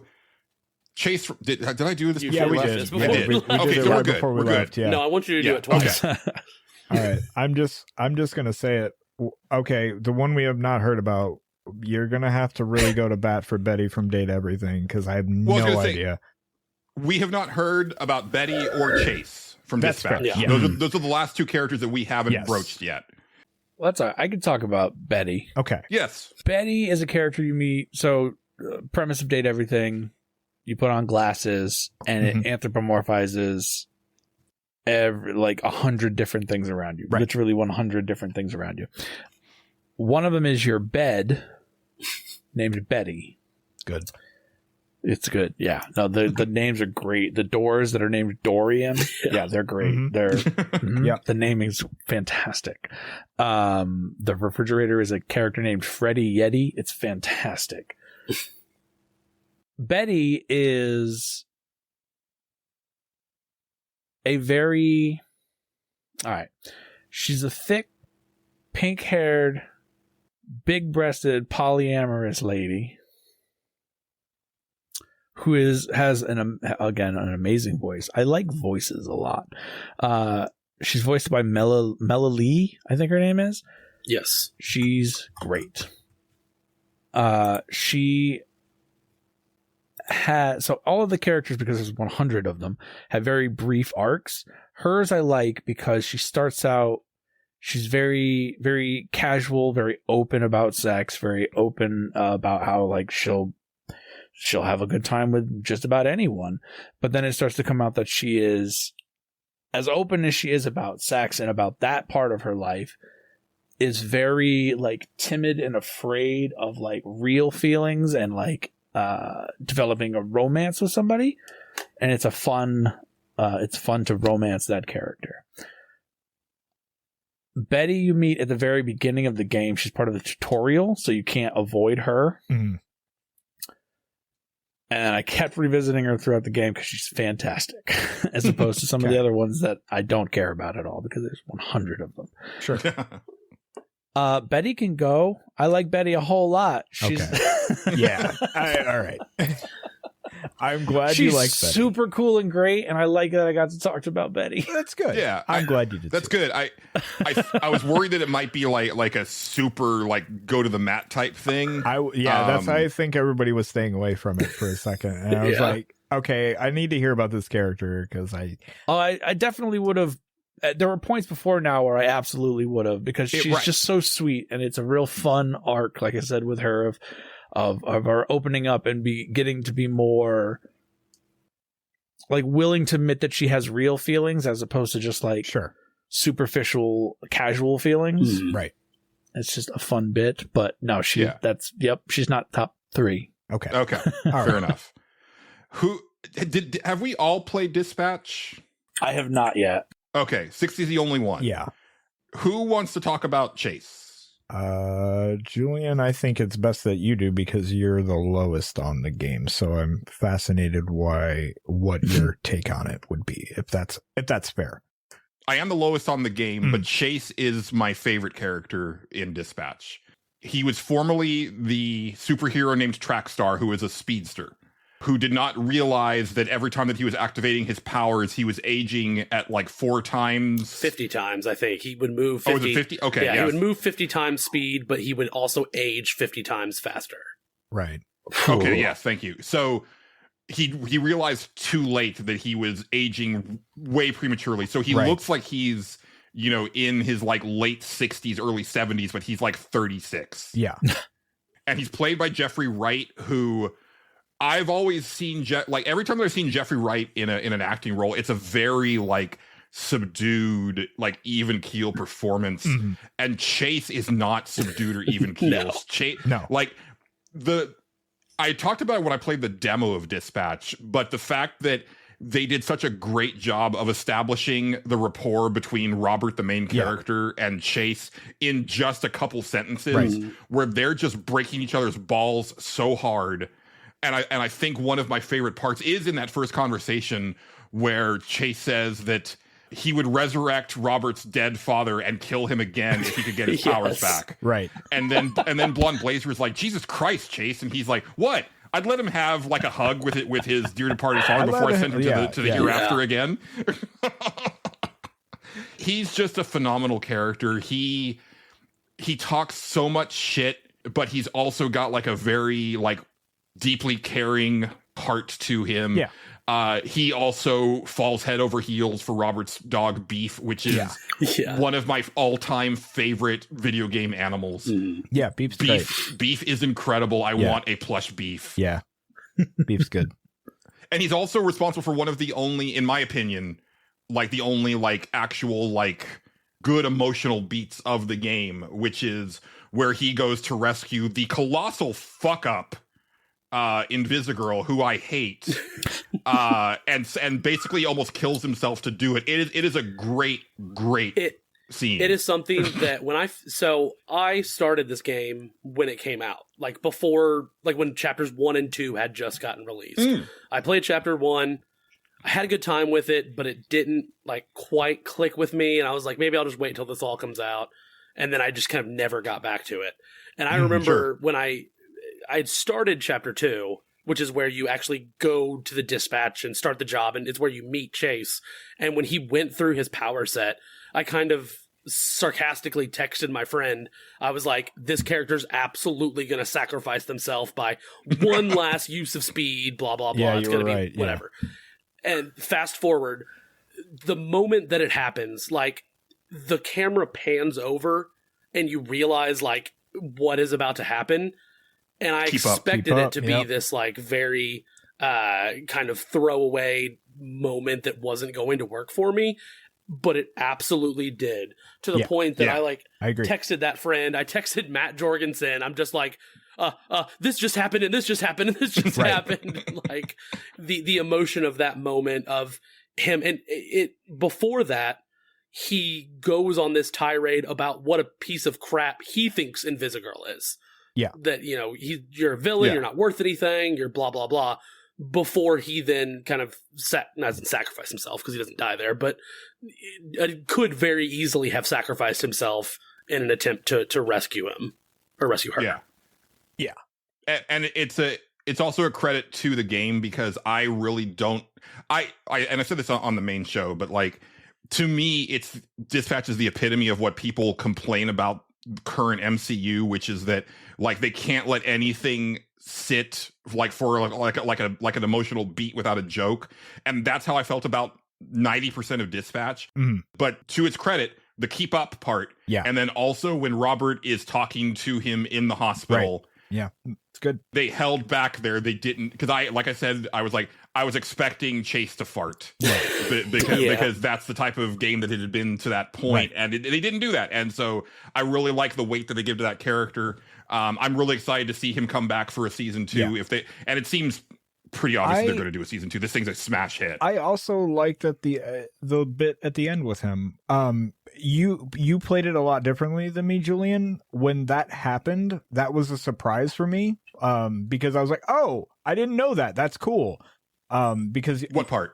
In my game, Chase, they put the amulet from Blonde Blazer on him, and he comes back to life or whatever, basically. I didn't know Blonde Blazer got her powers from that because I didn't do anything with her. So that was a surprise moment for me. I was like, oh, that's kind of cool. And then he got his his hero stuff as that, and I thought that was kind of fun. Yeah, I only saw that from Blonde Blazer because they force you at certain times. It's like Blonde Blazer and Invisigirl, and I was like, I mean, I hate one of them, and I mildly dislike the other one. You're like in the 20 percentile that went the Blonde Blazer route, which is fascinating.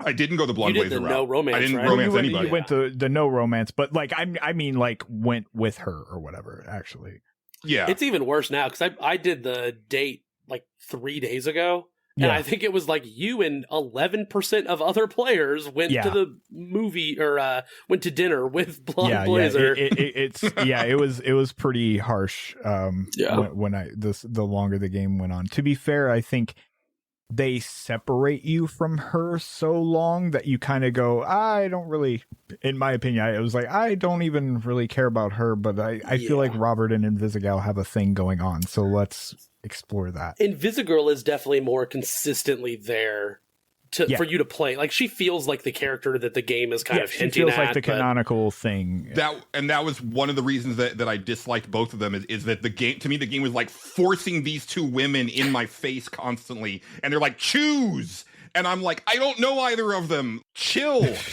it's a thing where if they had like just been a little bit more subtle with it, I probably would have ended up building a relationship with Invisigal that led to me wanting to romance her in a sequel. It's one of those things that it's so aggressive. Yeah, it's one of those things that I feel like it needed more time. You know, like it needed a lot more space in between stuff, but they didn't have that, and they wanted to do a relationship thing. Yeah. So they just kind of went for what they went for.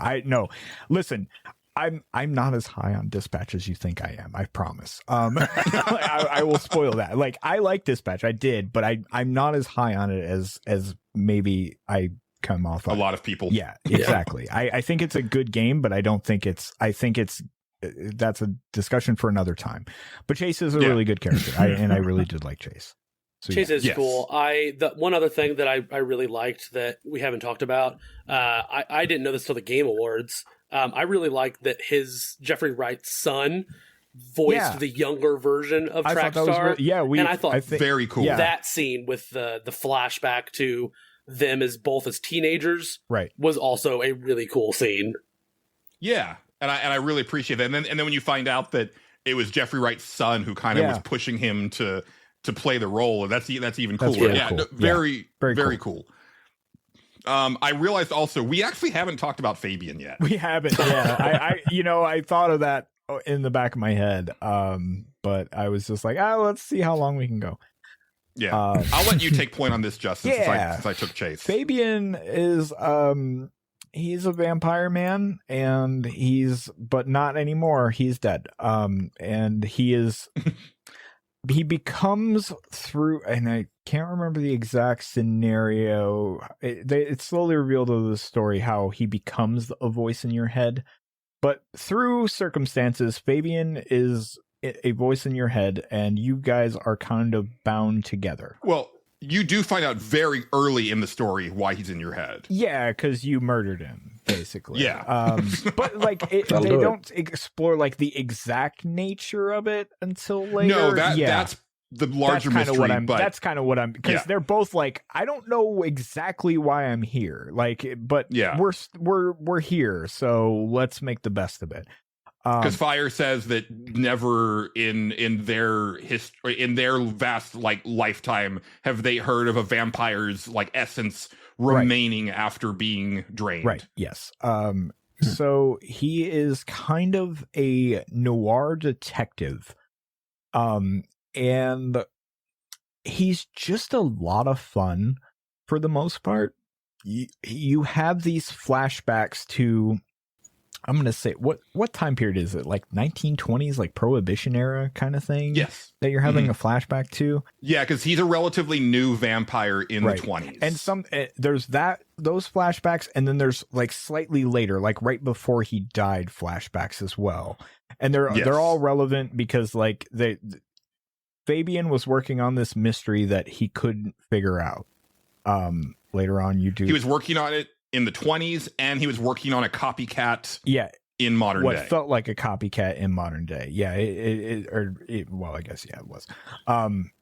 But he's a noir detective, and the scenes where you play as him, I think, are just borderline genius, because it becomes like Vampire the Masquerade Detective Edition.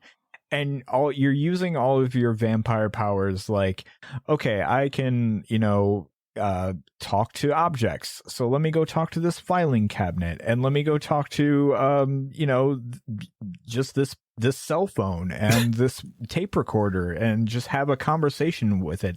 And although, like Julian has pointed out in the past, that all the voices are just him doing another voice, like projecting onto it. And that spot's really fun. He also has like, he's a vampire, so he has to feed, but he has like his regulars that he goes to, and they're all like, and he'll basically just go like, "Hey, is it all right if I do this?" And they're like, "Yeah, no, you're cool. Just go ahead." Like he's just like an ally to them. And I just want to say, okay, Fabian's voice is played by Ronan Summers.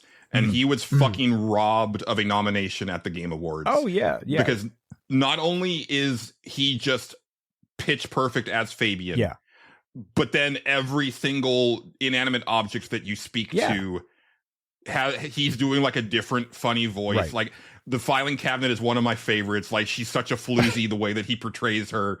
It's really good, and it's like a lot of range there. And it's also fun that like all the vampires in town kind of just put up with him. He's just like, they're all kind of subtly annoyed by him, but like he has his uses, and they just like, it almost feels like they just set him to go do, like, oh, he's gonna do that now. Okay, great, that's fine. Let's let him have his fun, and we'll do whatever. Even within the precinct that he works for, like he's working on like a lot of conspiracy theory cases and stuff like that, which is really fun. Like, yeah.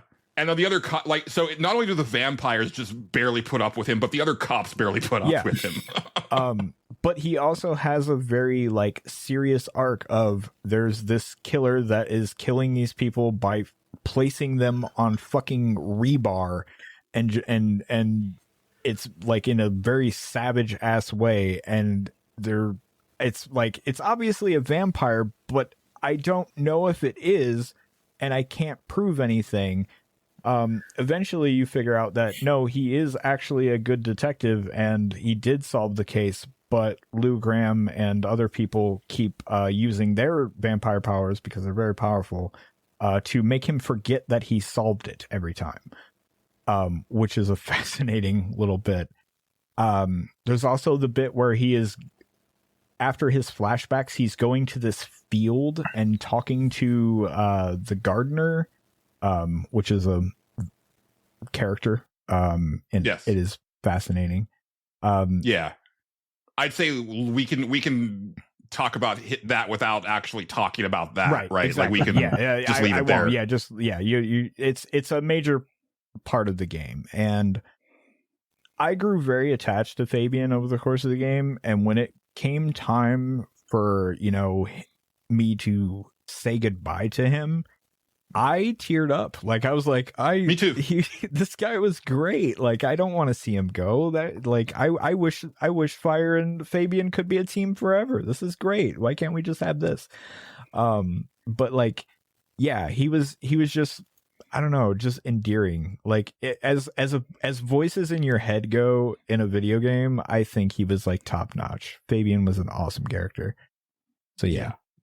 And I'll just kind of play my hand, which is that I kind of came in here wanting to fight for him as the number one. I'm kind of right there with you. So, yeah. And I would like to say, I think it's time for Boro to go. Like, I can agree. I don't think listen. I really like Boro. If I was picking my top three, he would be there. I think it would be Fabian, Atsu, and Boro for me. But that's just me. I don't think I have the backup on that, and that's fine. That's not just you. Oh, okay. I'm literally looking at this list, and the three, I was like, if I were picking three, I would pick probably Fabian, Atsu, and Boro. Oh, okay. Hold on. All right, don't cut Boro then, because I really like Boro. Yeah. Okay. Which? Okay, hold on. No, let me expand on this. Should we start talking about like what three we would pick and see if there's any outliers there that just aren't up? It's worth doing. It's worth doing, yeah. So Justin, you said Fabian, Atsu, and Boro. Yeah, that's where I land.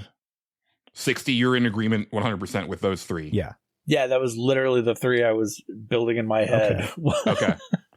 Mine are Fabian, Chase, and Atsu, based on what I've heard. Okay. Fabian, Chase, and Aegyeomon would be mine. Okay. So, all right. Rue, I think, is the only one. Rue was not mentioned there. Rue was not mentioned. I really wanted to represent South of Midnight, but I do feel that getting this far is pretty darn good. Yeah. If there was more of Rue, I feel like I could fight more for Rue. Yeah. Yes. I think that might be the biggest hang up that game has for this particular category, because it feels, I don't want to call it Monster of the Week-ish, but like it almost feels like these characters aren't given like the most screen time ever. You know what I mean? Yeah. and that kind of doesn't always work in your favor when it comes to this kind of thing. Yeah. And when it comes to attachment, I think Rue sounds like a really cool bad guy, though. So Yes. yeah. He's real cool. All right. So I I've hope removed he's in the Rue. sequel. We'll remove Rue. Pressing backspace. Yeah. Okay, so we have 2 votes for Chase. Yeah, I'm looking at this Aegeomon and listen, you're gonna have to really go to bat for Aegeomon here, because it is a very fascinating backstory that I was not expecting for one of those characters. Let me give my full pitch. I don't think they're going to make the top 3 here, if I'm being honest, because I think I'm the only one that's going to push for them. Yeah. But, so, it's called Digimon Time Stranger, right? So and this is like end of game spoilers for the game, but Aegeomon is kind of the 3 or 4 characters in the game. The whole concept of the game is that you're going on this adventure to try to inherit the power of Chronomon, the like Digimon god of time. Mm-hmm. And as you get to the back half of the game, you realize that this is actually the villain of the game, and he has rewritten history that he is the hero. So these other gods have come in and basically gone back in time to pull an alternate version of Chronomon, which is Aegeomon. And so they have sent him into this time to kind of, he's the only one that is able to take himself down.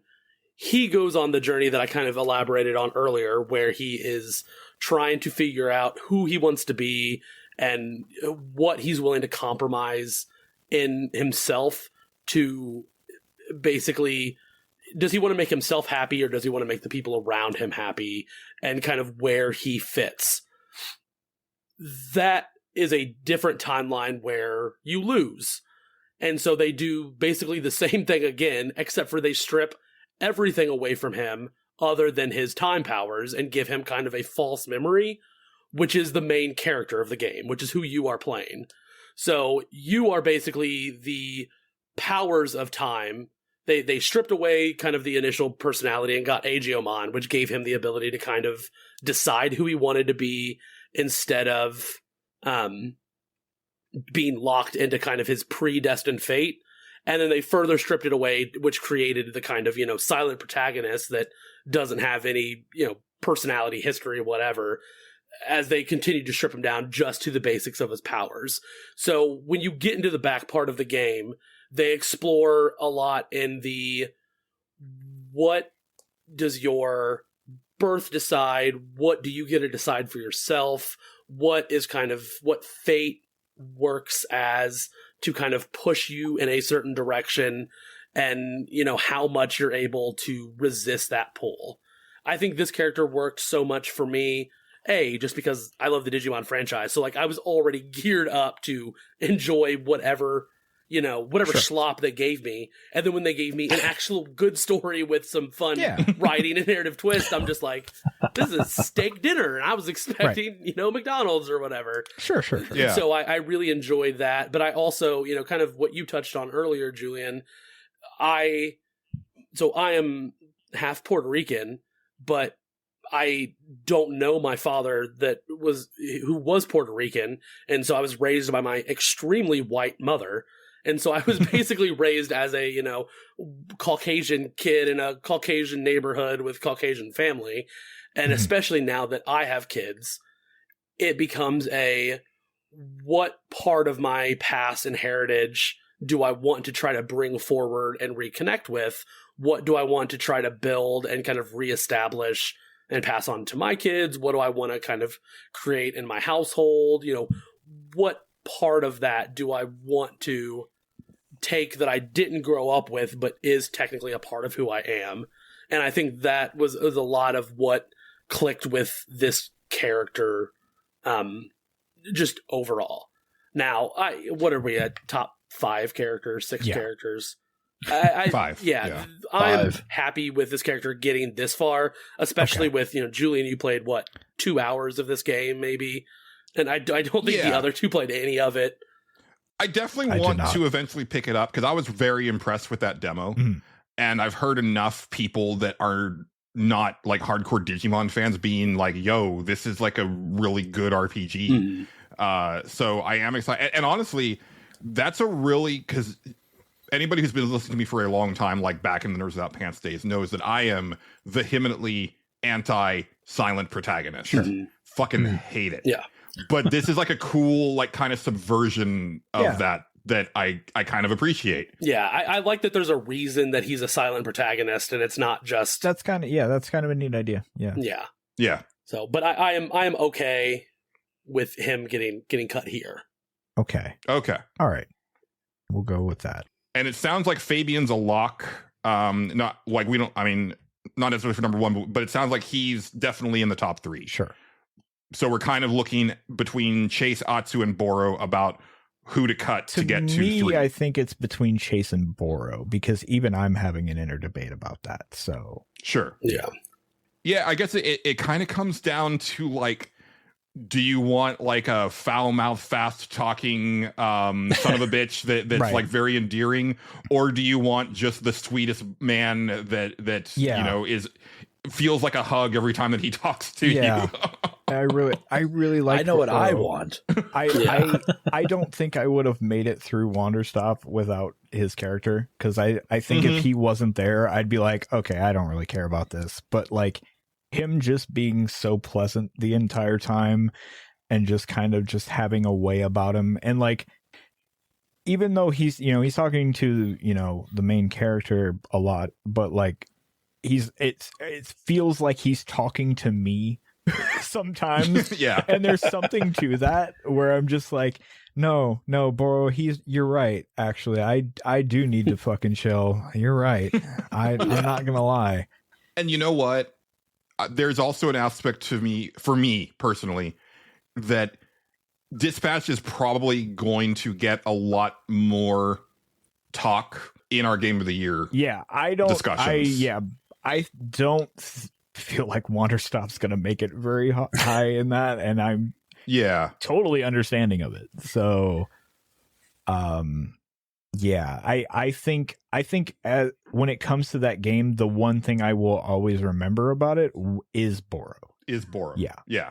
And I agree with you that if it wasn't for Boro, I probably wouldn't have continued to play that game, because it didn't grab me the way that I know it grabbed a lot of people. And also, I don't think that we will see Boro again, where I do think that we will see Chase again. Yeah, I agree. So, okay. It sounds like you guys are going that direction. That's fine. My issue, this leaves our top 3 as 3 games that I haven't played, and I don't care about any of the characters. Not any of them, but like I don't have any connection, which is my only why I want to fight for Chase. But I'm also not going to just sit here and be like, no, put this character in, because it's the only one I know. If you guys feel that strongly about them, I don't like Boro. I think that's fascinating. So I didn't spend very much time. Here's my only reason that I didn't like him. This is extremely personal to me. It has nothing to do with the character. There's a book series called Legend and Lattes that has a prequel called Bookshops and Bone Dust, which is essentially a warrior orc is out on an adventure with their party. They get a little reckless. They end up hurting themselves. They get sequestered off to this like seaside village where they end up being left behind because they have to nurse this injury while their party like moves on. And they end up working at this, hanging out at this bookshop that is in the town. And the whole book it's like a cozy fantasy novel that's about them basically slowing down and taking the time away from adventuring to kind of realize what really matters. And that character it works at the bookshop is very similar to Boro. And I had a really good time with already. So I booted up Wanderstop and I'm like, oh, this is just that journey again. You've seen that before. I don't need this. And I just kind of moved on. So like, I don't have an issue with Boro. To be fair, I've seen sassy old black man before too. That's not a new character either. I don't mean to be a dick, but we can do that with we can do that with every character here. You know, but I've seen Japanese samurai revenge tale before. I've seen that. Yeah, but there's something about what Xavier just said that makes me start to think like, oh, did they just like rip off like some like little known book maybe. series? It's possible. I don't know. I will say all 4 of these are characters that sound cool to me. Yeah. It sounds like to Julian and Justin, all 4 of these are characters that sound cool. I'm cool with this. I'm actually good with any. Yeah, any of these. I kind of am too. Yeah, I kind of am too. For Xavier, only 3 of these sound cool. Yes. So Yes. maybe Boro doesn't make it then for this list. I'm fine with that. I can be okay with that. I can be okay with that. I love Burrow, and I feel like he made it a good distance here, and I don't agree with the rip off thing, but that's Sure. that's your Hail Mary. God bless. No, I'm not saying it just sounds that way to me. I'm just like, Sure. Yeah, it makes you think. Yeah. Well, and it's also, this stuff comes in waves, right? Like you have a lot of games and books and movies that are exploring the same ideas because absolutely. everybody is like, everything's chaotic and horrible and awful. And like, what if you just took a second and chilled and had a good, I do not think that Wanderstop is a copy of anything else necessarily. That was just why I think the it's game laser overall targeted at specifically gamers who want to do everything and min-max stuff. Mm-hmm. It very much is, yeah. And I will say that this isn't Boro's fault. No, it's there's something about the game itself where it's like I never was able to slow down in that game. Sure. I was just like going, why is there nothing? Yeah, there's no quest. There's nothing to fucking do, and that's on me. Sure. But maybe there's something to be said about the game, because you were the same way, Justin, where it's like it seems that the game was a little unsuccessful in what it was attempting to do. We can go on about a lot of what I think the game's problems are, and that's a whole different thing. I think Boro carries a lot of it. Like I said, I would have never made it through that without him. And I did tear up at the end when I sat on a bench with the man for the final time, like just staring out at the rest of at the end of the forest, I guess. So there is something to that. But also, we almost cut him a couple times before we even got to this point, and that's fine. I think it's fine if he goes here. I'm fine with Chase from Dispatch. He is a good character as well, so that's fine. Yeah, and Jeffrey Wright's amazing. He is. I agree. Yeah, he is. Yeah. And I guess to that end, does anybody want to fight for Chase or Atsu as being number one? Because Justin and I have already kind of like... I love Atsu, but I like Fabian.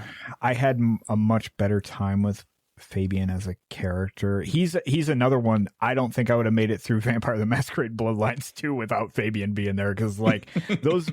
Like, I remember being like, yeah, this game's okay, but it's a little fucking janky. And then once I got to my first, like, bit as him, I was like, okay, I almost wish the entire game was just this, because this is great. I want vampire noir detective who just is, hallucinating wild shit, going off on conspiracy tangents to just anybody who will listen.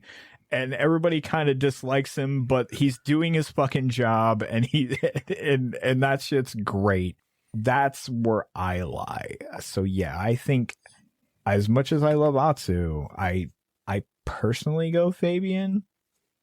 But there's also an argument to make the Atsu's arc. Well, then again, I guess it's nothing you've never seen before, but I just think it was really well done, and I really liked her character. And so, but yeah, personally, I would go with Fabian.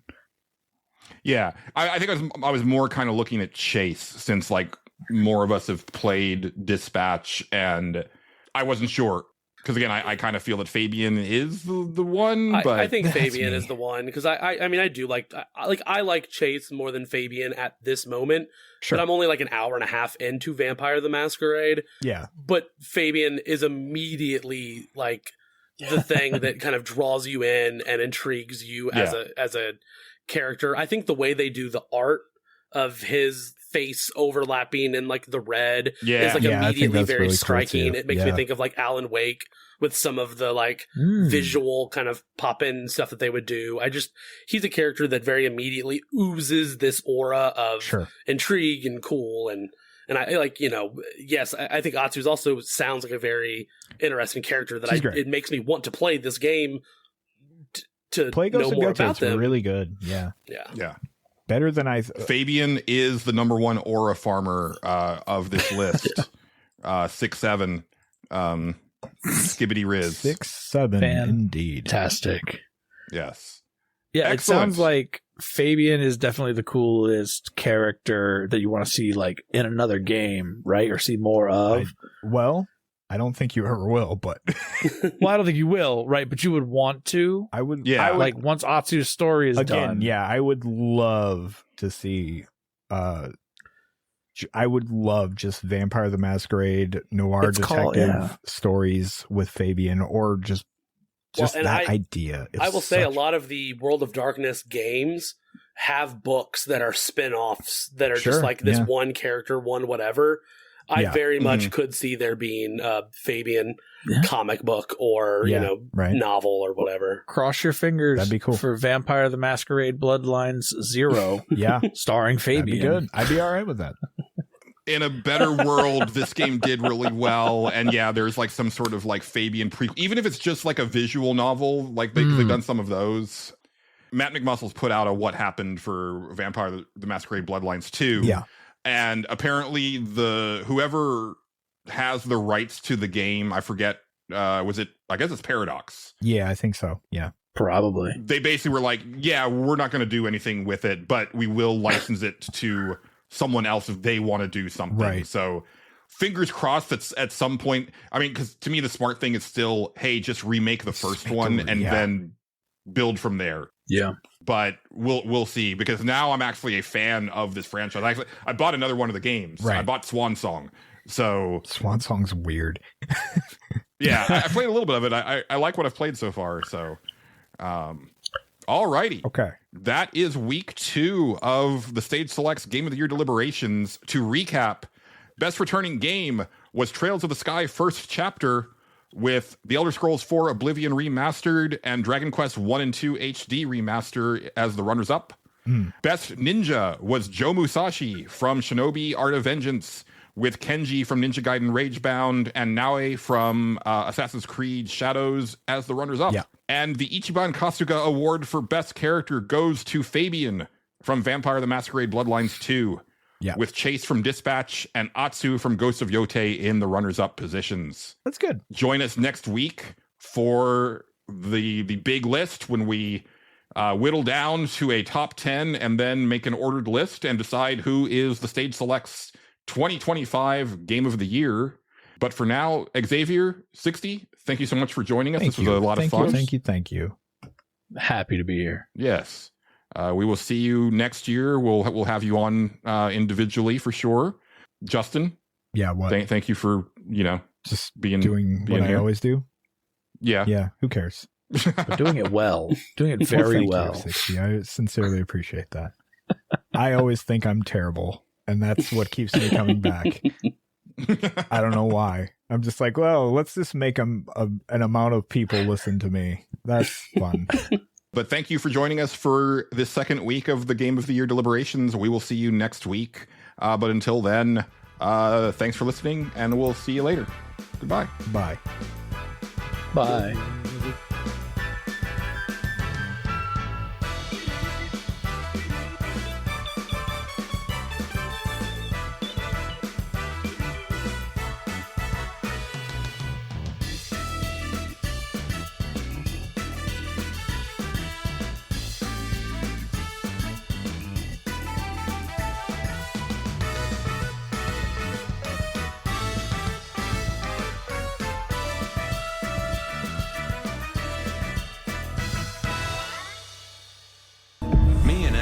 We'd always had a special rapport.